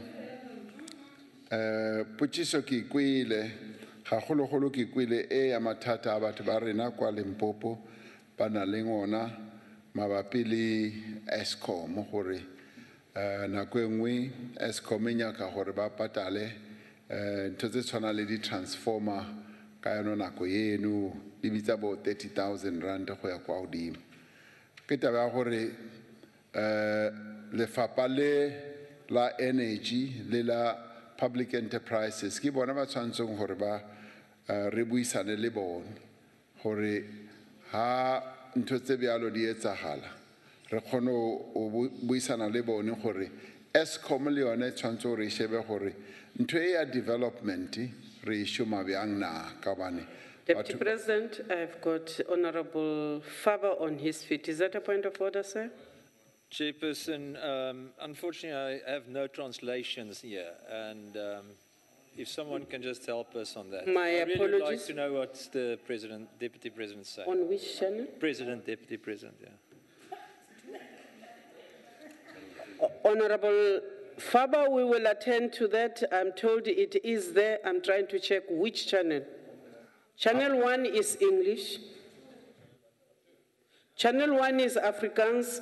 Channel 2 now is it correct. My apologies for you not, and for me not being able to see whether you are at the right channel. Deputy President, please continue. I have apologized. Deputy President. Just to give a brief summary, I was saying that clearly the Honourable Member Dikhale was trying to say that there are problems and challenges, particularly in relation to ESCOM, where electricity has been reticulated, but they then require that our people should be paying exorbitant amounts of money for things like transformers. And I was saying that clearly this is a matter that needs to be addressed and tackled by the Department of Energy and Public Enterprises to ensure that ESCOM approaches some of these matters from a developmental agenda point of view, obviously without saying people should not pay, but they should find ways and means of getting people to pay up, but to pay up in a way that people who are concerned will be able to have the capability of doing so, because what she was saying is that it's not that people do not want to pay and that people don't want to work. They do, and they need to be given all the capabilities, the assistance, and the support. So I was saying it is a call that needs to be made on state-owned enterprises as well as energy to have a much more empowering type of approach to the challenges that our people are having. It's no use being a corporation like that and you approach these types of challenges from an approach that says you pay or we just cut you off. You need to understand precisely the problems and challenges that people are going through and to find ways of, say, accommodating them and encouraging them to also pay up. Thank you very much, Honourable Thank you, Deputy President. Deputy President, we are now moving on to question number 17, put to you by the Honourable Julius. Deputy President. Honourable Chairperson, in the 2017 budget speech, the former Minister of Finance, Pravin Gordhan, the previous minister, said proposals for putting the capital structure of SAA on a sound footing would be agreed in the next few months, and that this would be dealt with in the adjustments budget later in the year.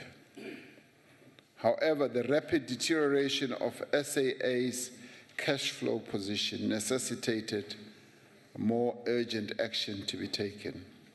In particular, the necessity for action in terms of Section 16 of the PFMA was initially triggered by one lender, Standard Chartered Bank, which insisted that the amount of money they were owed, 2.2 billion rand in government guaranteed short-term bridging facilities that it had provided to SAAs be fully settled by no later than the 30th June 2017.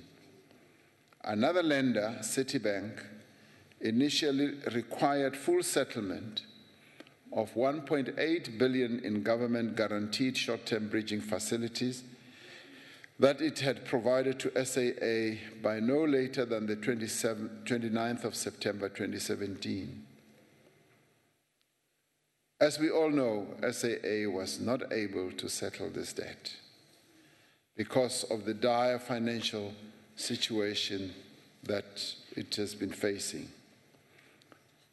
became clear that failure to settle the debt would have resulted in SAA defaulting on its 1.8 billion debt to Citibank and would have resulted in cross defaults on SAA's other guaranteed debts of 11.9 billion rand and general banking facilities of 830 million rand.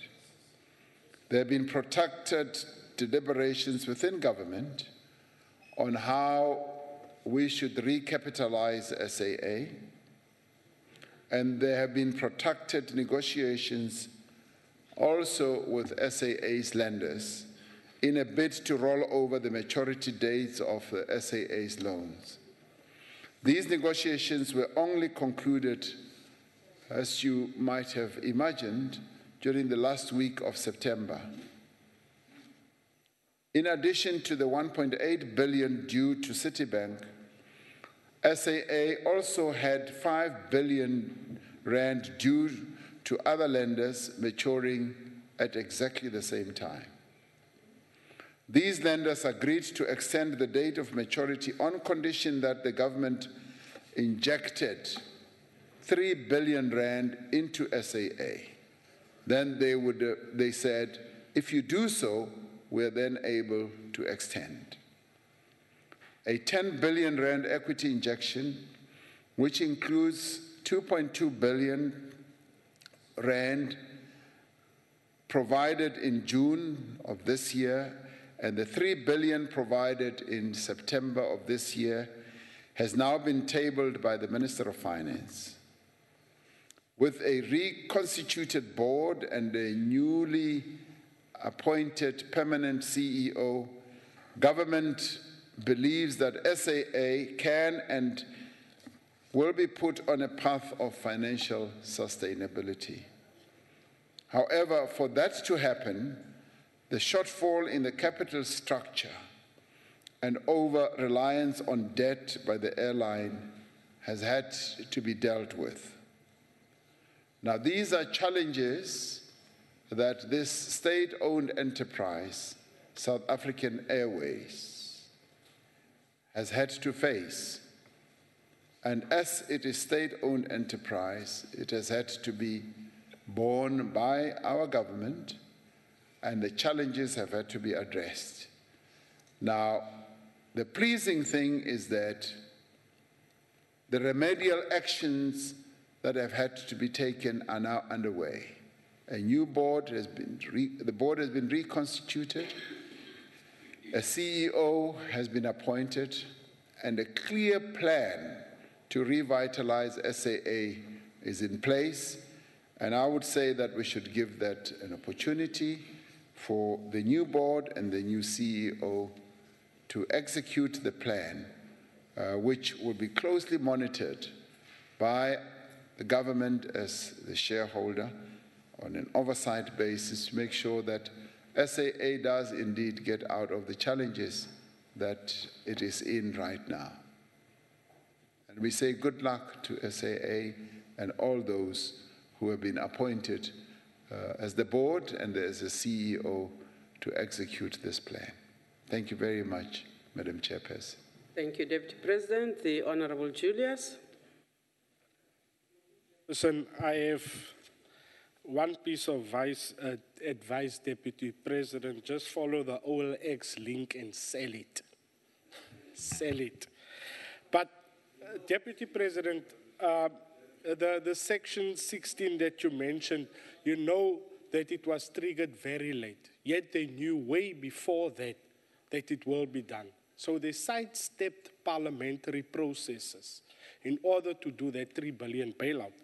But be that as it may, since you have been a deputy president, the government has given out 13.9 billion in handouts to SAA. This is equivalent of funding 58,000 three-year university degrees, or 960 new schools, 116,000 RDP houses. It would connect 2.5 million homes to electricity, poor South African taxpayers' money is repeatedly put to waste in SAA, yet they never get the opportunity to set foot in a plane where the money is spent. These numbers are staggering, Deputy President, especially considering that 55% of our population is living in poverty. Now, you often now blame state capture, the president, President Zuma, but you are equally guilty of doing this, depriving the poor, and do not stop bailouts at SOEs, because bailouts are from a consequence of poor management, and you are in charge of that. Now, the DA believes that it is now time to stop throwing good money after bad. It's time for the people to eat and not the fat cats of the ANC. Now, we simply cannot afford these bailouts. You According are to left SAA's, with 5 seconds. Your question, please. Yes, thank you, Chairperson. Order, members. Deputy President, since you are charged to turn around SAA, I want to know from you, as a business person also, how long will we still bail out SAA? And in how many years will SAA start making profits? Because a new CEO, a new board, and so forth can only do so much. Thank you, Chair. Thank you. Deputy President. Thank you, Madam Chairperson. I'm sure what I had to say earlier has been clearly heard, and clearly there are different views and opinions, from selling SAA and doing all the things that Honorable Julius was talking about. And all we can say is SAA is a state-owned enterprise. There's no running away from that. And because it is a state-owned enterprise, we have to do everything we can to revitalize it, to make SAA to operate in a way that it will be profitable and less reliant on the state. In other countries, in other regimes, state-owned airlines are subsidized by government. In others, they are sold off. We have not decided to sell off SAA. It is still a state-owned enterprise. What the Minister of Finance did announce is something that we are going to do. We're going to, yes, assist SAA with the funding that it requires, with a view of ensuring that it is revitalized. And we have full confidence in the board that has now been appointed, and also in the CEO. And that is why when I finished my initial remarks, I said, let's wish them well. Let's not beat them to the ground.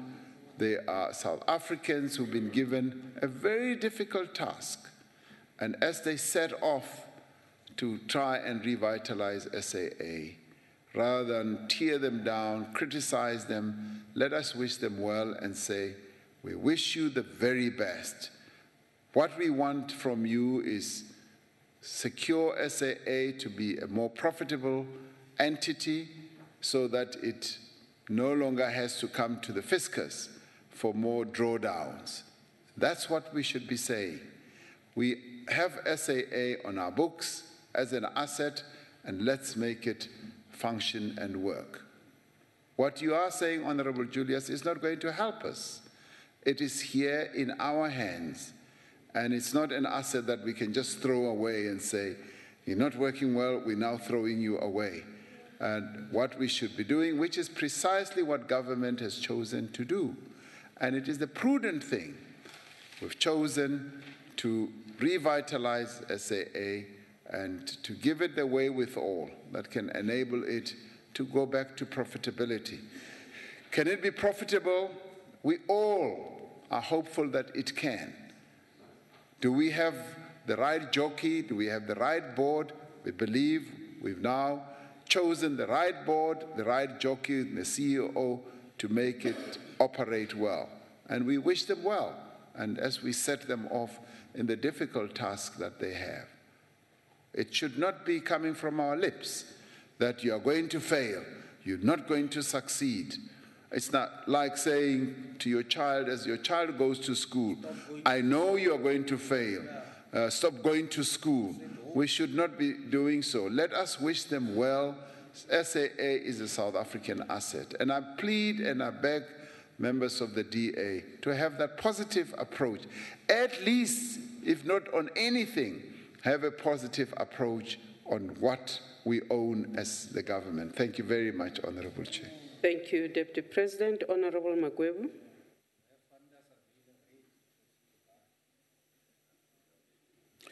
Thank you very much, Honorable Chair. Thank you very much, Honorable Chairperson. Deputy President, I am very positive, believe me. But let's speak the truth to power. You know, bailouts is not free money. We live in a country where, you know, there's high unemployment rate. More than 9 million people are unemployed.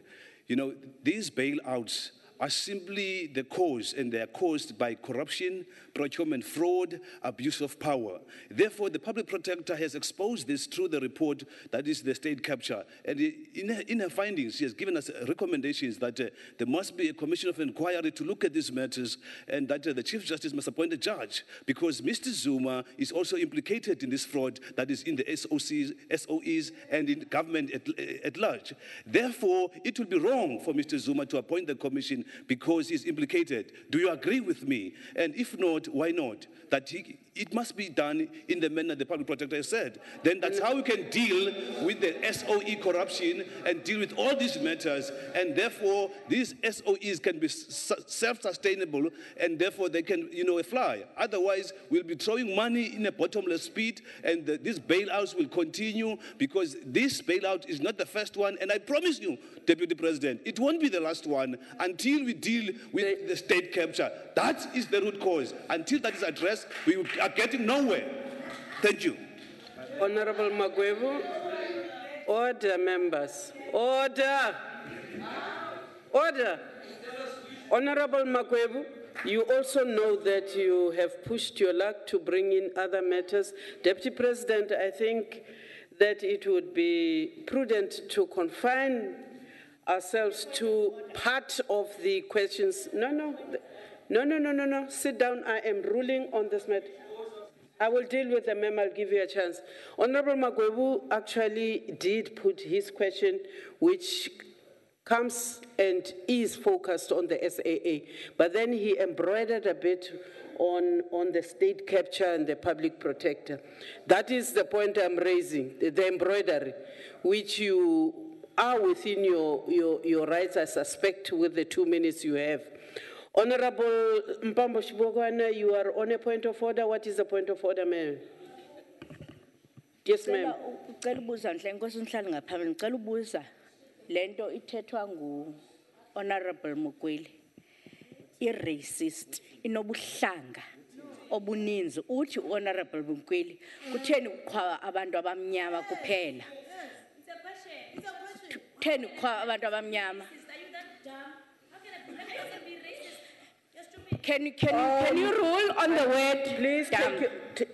Honorable Koni, Honorable Koni, Honorable Koni, Honorable Koni, Honorable Koni, you will not address members of this House as dumb and stupid.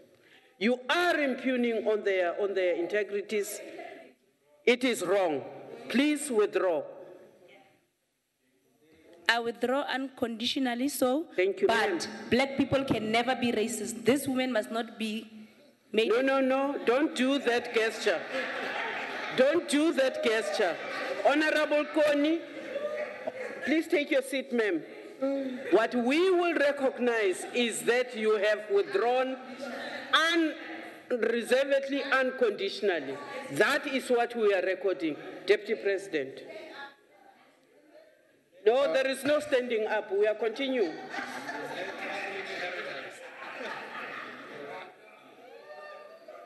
Deputy President. Honorable Chairperson,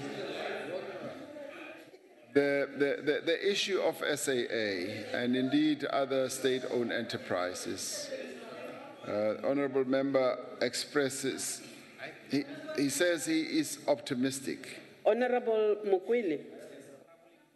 What is the point of order? No, I understand you have made a ruling in terms of me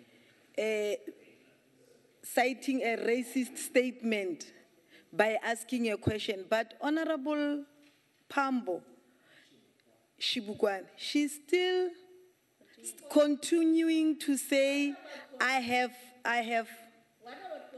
I'm racist, and I want to make Honorable it clear members, to you. I will not have I am this not house. racist, ma'am. I will never be racist, but I will contest racist tendencies. That one I will do. Please take I will your seat, never ma'am. Let ever me shy rule. away.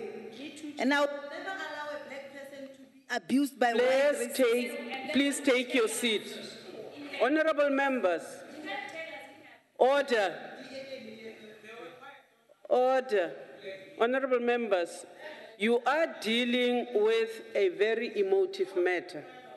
I can understand that tempers are rising, but to now degenerate the House into this sideshow is wrong.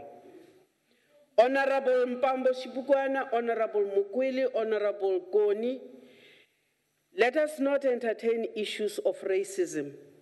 Let us not denigrate one another. Let us observe the decorum of this House. I am pleading. Allow the Deputy President to finish his job. You want to degenerate, honorable members, you can come to my boardroom and degenerate there. I will be the referee. Deputy President, please continue. I know, but at least there is space. Deputy President. Honorable Chairperson, the honorable member says he's optimistic, and I take that to heart, and I find that very, very encouraging, because optimism is what we need. We need to be optimistic. Our state-owned enterprises have gone through a really horrendous period, and some of them still are going through that type of horrendous period. But the important thing, though, is with regard to ESCOM, a new board has been constituted. A CEO has been appointed. Much as the honorable member is saying that, procurement processes are being violated and money is being stolen, through these appointments, we're hoping that, and we expect, not even hoping, we expect that they are going to be working to the processes that have been set in place, the norms and the standards, and the corporate governance regulations and rules are going to obtain, and they are going to adhere to good procurement processes as well. And that will lead to the stopping of any form of corruption, the stopping of any form of theft. That is what we now expect. So with that in mind, we therefore should be optimistic like you are.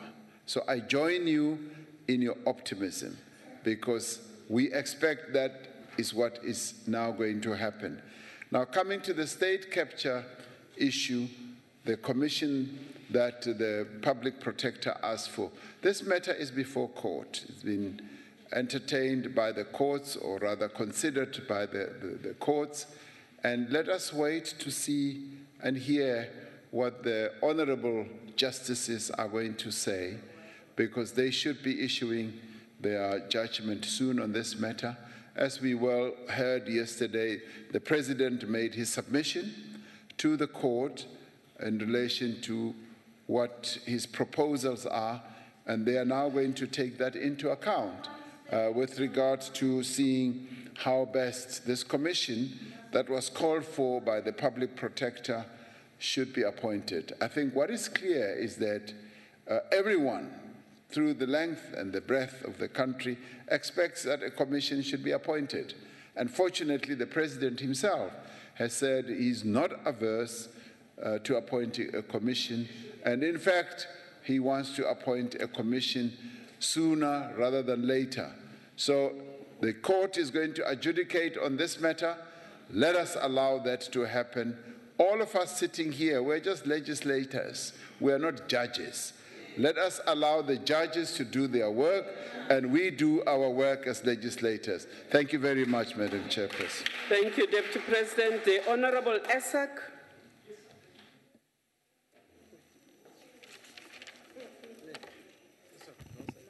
Chairperson, I got it here, yeah. Thank you for the opportunity. Chairperson, my question is a very simple one for the Deputy President. I got it right here.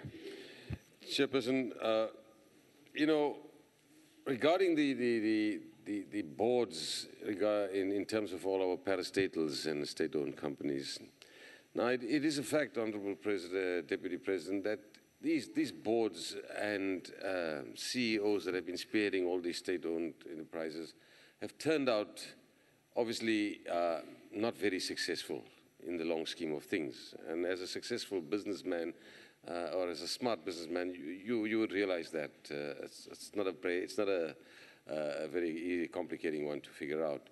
So my question then to you, having come from a business background myself, Deputy President, would you, honestly, as a smart businessman, invest your hard-earned monies in SAA?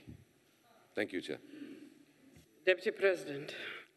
The Minister of Finance has said, and this is in line with the policies that we've adopted as the interministerial committee dealing with public or state-owned enterprises, with a view to implementing the Presidential Review Committee's report, has said that we need to be looking at how we can bring in strategic partners and players or equity players in some of our state-owned enterprises. And we have also said that SAA is a candidate for that. Now, what we have also said is that we need to reposition SAA to, having pumped or deployed this amount of money into SAA, having appointed a new board, having appointed a new CEO, we are confident that that will reposition SAA and make SAA become much more operationally efficient and finally leading to a level of profitability. There are players out there who are in this industry who would see great opportunity in investing in an airline like this. It's a big airline. It's a big airline, possibly the biggest on the African continent, and it has a lot of reach throughout the world, and it is a prized asset that needs to be revitalized. And if it is revitalized, it will be attractive to strategic investors, equity players, who will look at it and see great opportunity. Now, you say, would I invest my money in SAA? I'm no longer in business. And so if I was still in business, I would have possibly taken a view. But the view that one would take is to look at what does the future portend for this asset? What opportunities lie out there for this asset? Is it possible for it to grow? And what is happening in the industry? Now, players, business people who are in that sector would be able to take a view very quickly and see how that sector's future from an economic or profitability point of view looks. And as we talk now, there are quite a number of players who believe that the airline industry, particularly where SAA is playing now, can be profitable because SAA it's got a domestic market and it's also got a long-haul market, and it's one of the airlines that are big enough and have good aircraft and good pilots and good staff and very safe that can keep hauling tourists and foreigners to our shores. So I think we need to look at SAA from that point of view of the potential. And I think astute business people could possibly see a great attraction to an SAA. So I never was an aviation type of investor, so I wouldn't know. But I think there's a great attraction to SAA as an asset class. Thank you very much. Thank you, Deputy President. The Honorable Munakedi. Thank you very much, Chairperson. And thanks to the Deputy President for the responses, and in particular for the interventions that you as government has made to make sure that South African Airways, our national pride, is indeed saved. My question is, what would be the implications for failure by government to intervene in the manner you have done, to intervene in terms of the plans that you have, especially with additional recapitalization? What would be implications if government was to fold its arms and do nothing? Thank you. Thank you, sir. Deputy President. If government were to fold its arms and allow SAA to fail, it would be a real catastrophe, not only for SAA, but for our economy as well, because SAA has, its debt is guaranteed by government. Now, if SAA were to default, that defaulting will run right across the other guarantees that government has given, not only to SAA, to Transnet, to Eskom, to PRASA, to a number of other government-owned entities, because government in the end is the guarantor of last resort for the debt that is carried by a number of state-owned enterprises. So South Africa Inc. would then be at great risk, because when they call on that loan and SAA is not able to pay, it runs right across a number of other entities, and we would therefore at one go be expected to pay up.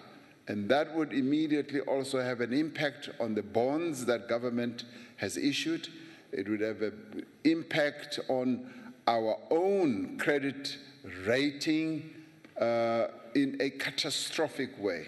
So those who argue that, you know, this is throwing bad money, good money after bad, just don't realize precisely what they are talking about, because it would be bad money right across the board.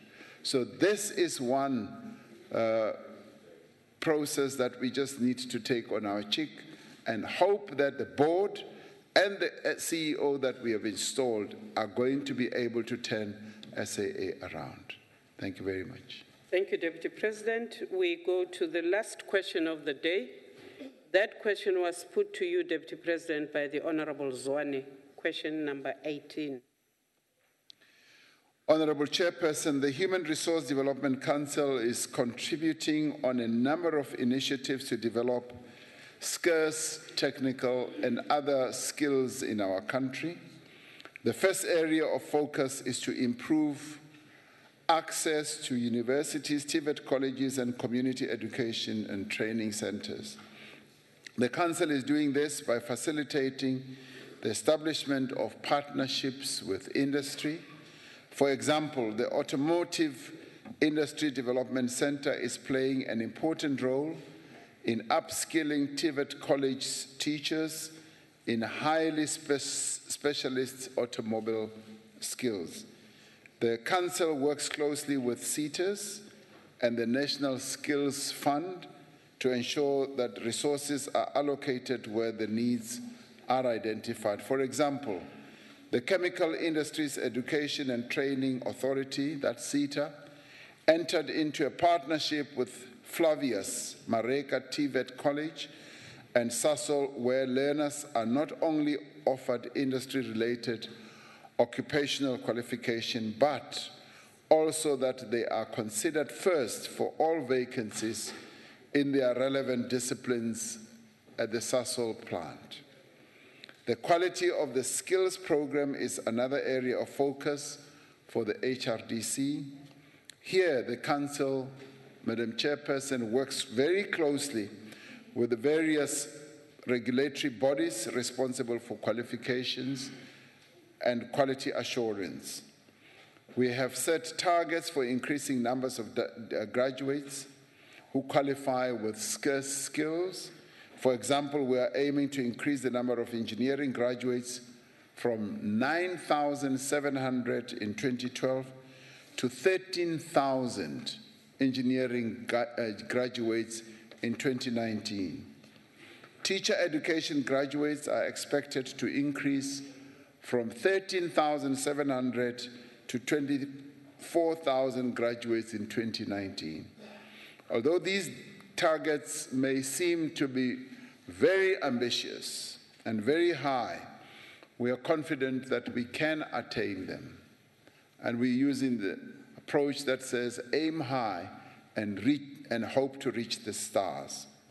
South Africa enjoys a number of collaborative relationships at an international level, which assists in producing valuable skills that are needed by our economy. One example is the Employment Improvement Program implemented in collaboration with the Japanese International Cooperation Agency, involving 6 of our universities. There are also a number of scholarship opportunities for undergraduate and postgraduate South African students in a number of countries, in countries like China, Russia, Hungary, Ireland, Sweden, Japan, and Chile, and Cuba. The Ministry of Higher Education and Training signed an action plan with China for training of up to 2,000 public servants in short-term skill programs. We also have a partnership with France and South Africa's higher education institutions in the form of specialized training center to strengthen human capacity development in the fields of science, engineering, and agriculture. All these programs, Madam Chairperson, are helping South Africa meet its need for scarce technical and other skills. The task of the Council is to assist in taking these initiatives to scale and ensuring that they are properly coordinated, monitored, and evaluated. And when one travels overseas, we often take time to meet a number of students that our country has farmed out to a number of institutions in the global arena, and we often find, as we meet those young people, that they are learning a lot and they are determined to come back and contribute to the development of our country. So a lot of work is happening at this level, and the Human Resource Development Council is setting up great standards to enable our country to produce skilled people who will be able to contribute to the economy of our country. Thank you, Madam Chairperson. Thank you, Deputy President. The Honorable Zwane. Thank you, Chairperson. Your Excellency, Deputy President, thank you for the response. It was quite comprehensive and informative. Nonetheless, one would like to make a follow-up, because we all agree that South Africa as a developmental state, we need skilled and capable workforce to support inclusive growth or inclusive economic growth. I want to assume that the Council for Human Resource Development is keeping an updated record of a skills audit for those skills that we have and skills that we need to have. I also want to agree with you, Deputy President, when you say that we've got students that are recipients of scholarships and they are in overseas countries. Also, as committees of Parliament, when we are on study tours, we do come across those students. For instance, in the Czech Republic, we met a group of students that were receiving skills on the assembly of the train. And it was interesting that amongst those 6 students that were there, there were female students as well from Gauteng. But I was yearning that all the other provinces would actually have an opportunity to send the youth out there to acquire skills. In Netherlands, for instance, there were a group that was trained in the assembly of cars.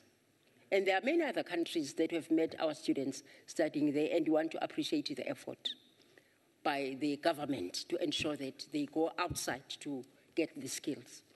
But my question, Deputy President, is, in light of the fact that we need more skills, we need to focus on artisanry as a country, the way our budget is structured, you think it is favored adequately towards skills acquisition, or that is not the case? Because I would imagine that if we want to grow the economy, we need to put our budget more on skills development, particularly the budget of higher education and training. Thank you, ma'am. Deputy President. I can say without any shadow of doubt that if there is a portion of our budget that goes to one area, it is towards education. Our government, right from 1994, has sought to allocate as much resources as possible to education and also to skills development. But in addition to that, the wonderful thing that's been unfolding in our country is that the various other, apart from Department of Basic Education and Higher Education, a number of other departments themselves have a portion of their own budgets focused on skills acquisition. Agriculture has that, science and technology has that, transport, you name them, they have a portion of their own budget. Now, an agglomeration of all those will testify to the fact that the real priority and focus by our government has been on skills acquisition. Is this money being put to good use? Yes, it is being put to good use. And sometimes we think not, but it is, as you correctly say, as you travel to the Czech Republic and many other places, we meet these young people, and they are highly qualified, highly skilled. And when they get into the workplace, many of us have found that they are proficient, they have great levels of capability, and all that our young people ever need is to be given the opportunities. There's nothing wrong with our young people. You give them the opportunities and they fly. They are no different from young people from any other country, and in fact, they do it with much more zest and much more commitment. So the skills acquisition revolution is underway, and we want to speed it up. We want to make sure that more and more of our young people get skills, because it is through this type of revolution that we can revolutionize our economy, and our economy can grow, can become robust. And in the end, it is skilled people who are able to get jobs a lot easier than the unskilled. And therefore, we need to see more and more of our people getting skills, and of whatever nature. The HRDC, the Human Resource Development Council, has also focused on artisan training. And we know what the past of our country has been, where our people, black people, were not even allowed to become artisans, and yet they were doing the work. So with artisan training, we want to increase more and more of our people to become artisans and focus on technical education. Hence, we're saying we need to slant more and more towards your TVET colleges, your community colleges, and make sure that young people see that going into TVET colleges as a great career choice area, rather than all of them flocking to universities to go and do BA degrees, and yet they could go to TVET colleges and go and learn real skills that can be better utilized in our economy. So great progress is going ahead, and in that regard, I am optimistic. Thank you, Madam Chairperson. Thank you, Deputy President. The Honorable Hatton.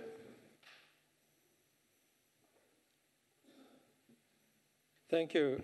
Thank you, Honorable Chair. Yes, the Deputy President used strong words, actually loaded words, words such as skills revolution. Yes, it appears that the Deputy President is actually passionate about this. And in an economy such as ours, which at this stage is rather stale, but if it becomes dynamic once again, there are facets of our economy, like where special scarce skills are needed, like SALT, the South African Large Telescope, and desalinization, which is now very topical. My question is, Honourable Deputy, Honourable Chair, can you perhaps... Honourable Mukweli, you are drowning out the speaker. The red ants here, who are infringing... You are protected, Honourable Hatton. Thank you, Honourable Chair. What... in an economy such as ours, what interventions are implemented by the HRDC or the structure to align the demand for specific skills which, if not addressed, may be constraining growth and investment with the supply of these skills? Now, obviously, if it's going in the wrong direction, we are, like you referred to, specific university degree, while the demand may be for something else. Now, these interventions then to address the scarcity of these skills, how successful are these interventions, and what can we say is a typical time span from the identification of the scarcity of these skills, the demand for it, and then to sufficiently realign to supply these scarce skills? Deputy President. Thank you, Madam Chairperson. Order, members. Order. The Honourable Harting has raised a very important question, an important question which we are dealing with at the HRD Council, because what we've sought to do, so you know, is to look at the skills, if you like, base and audit in our country, and said what are the skills and what are the needs? What does the economy need right now? And to have a scan of that, and we've got teams that are now working on looking at specific skills in certain areas, and to look precisely at the time scale, the time period, from having identified what the skills need is and the production of those skills. Now, when it comes to artisan training, that was precisely more or less what was done. That we've got a scarcity of artisans in our country and of a wide variety in the various skills. It could be welding and specialized welding and a number of other areas, electricians. And once we had looked at that, we said we now need to focus on the training of artisans. And we've started upgrading that process and getting a number of partners to participate, including the SETAs and including various other institutions we have. And may I say that we've seen quite a lot of marked progress in that regard. The artisan base that we used to have a few years ago has increased quite exponentially and actually in quite an admirable way.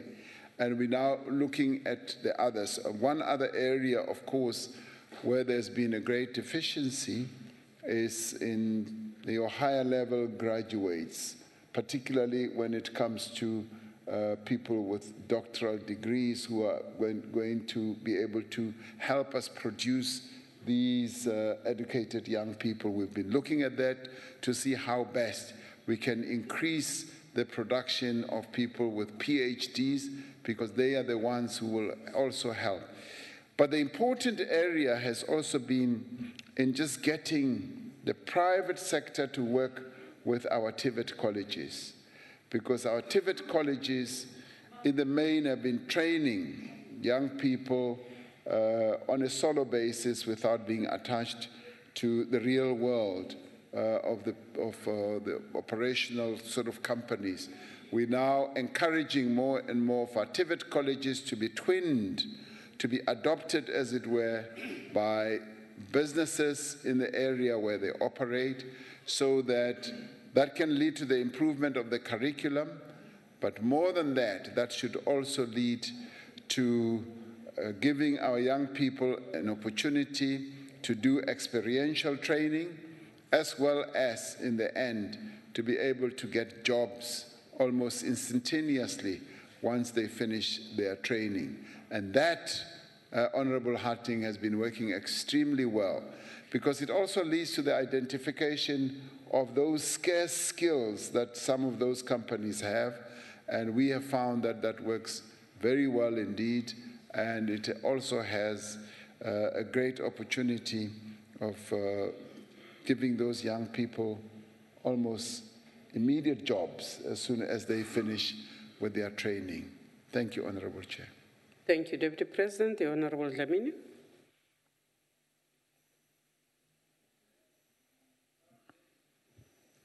Thank you very much, Honorable Chair, and His Excellency, the Deputy President. I appreciate your response, especially on the TVET colleges and community colleges. Honorable Chair, if we are to meet the objectives of the National Development Plan, we need to have a skills base that is equal to the tasks to perform, so that we're able to meet our objective. When it comes to the TVET colleges as well as community colleges, those two, Honorable Dlamini, raise the voice a little bit.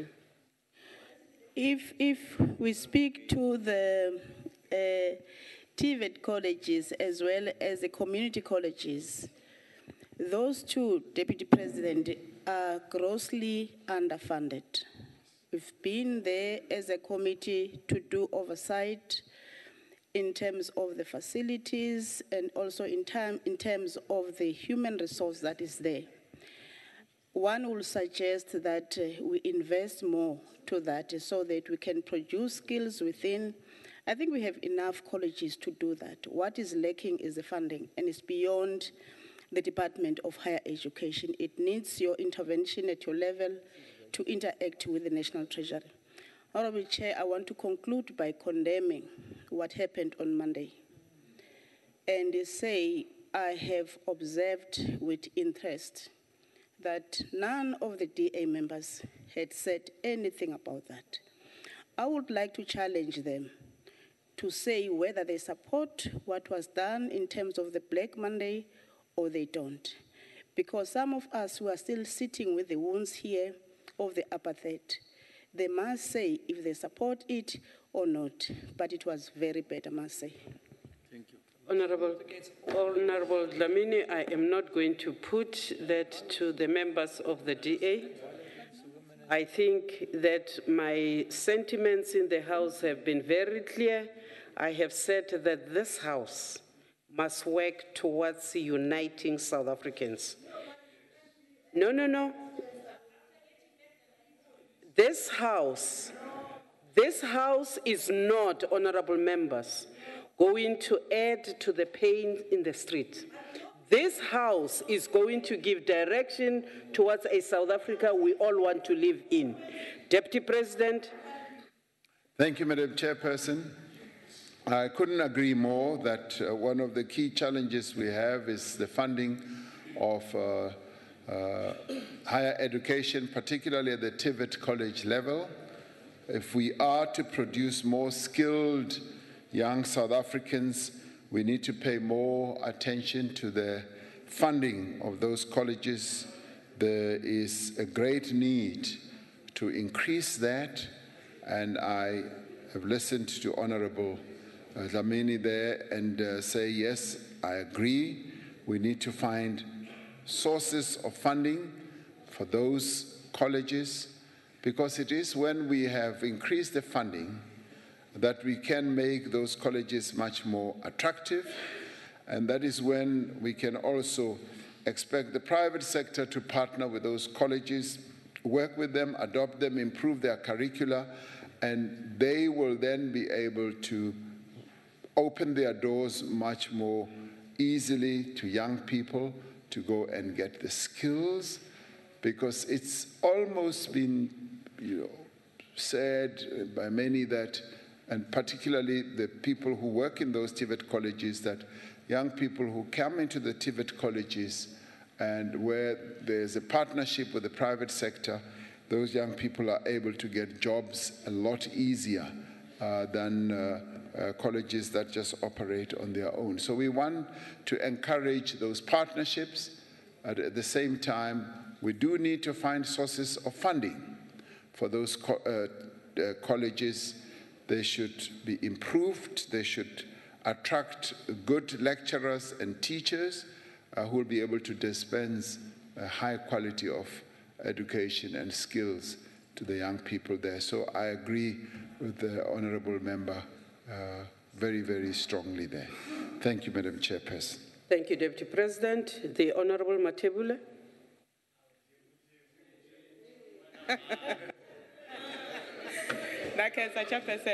Honorable Matebula is protected. Order, members. Deputy President, the only way which we can see large skills development in this country is through the implementation of free education. What is the Deputy President's position on the free education and his understanding on decolonized education? Thank you very much. Ikensile says, Deputy President. Thank you, Madam Chairperson. Ungakuba kuranda ngofu la kainti le.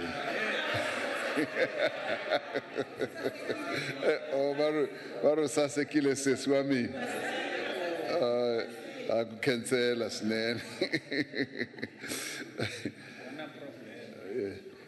Honorable Chairperson, I mean, free education is an ideal that many of our young people have.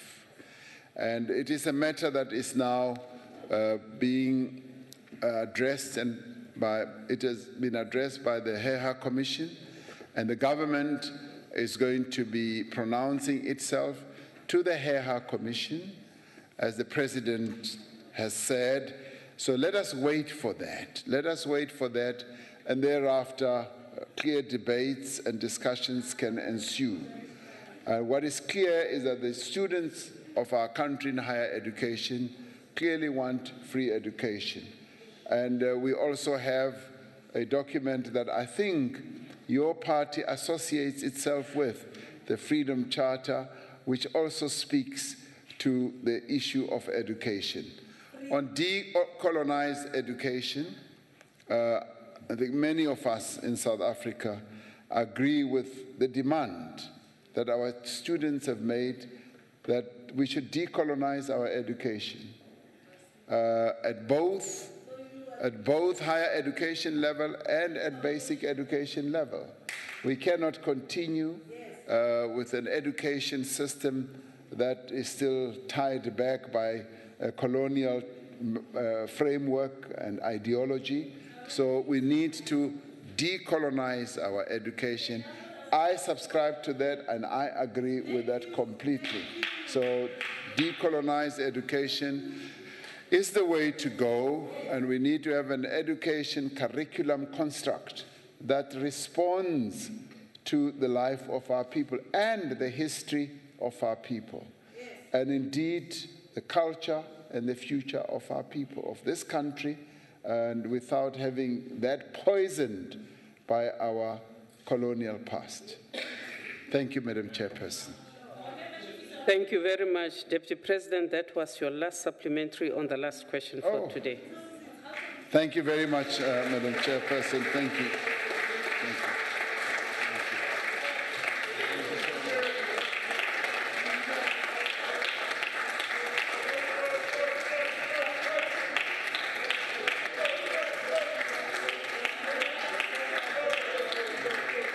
Order, members. Order. Members, please take your seats.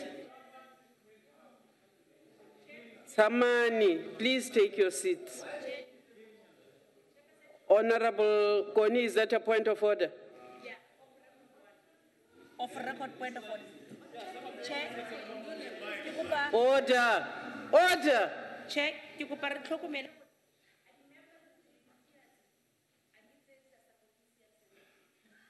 That's not a point of order. Honorable members, order, members. I wish to take this opportunity, order. I want to take this opportunity to thank you, Deputy President, for spending the afternoon with us and for answering the questions in this House. Honorable members, this concludes the business of the day. Honorable members, you are requested to remain standing until the procession has left. The House is adjourned.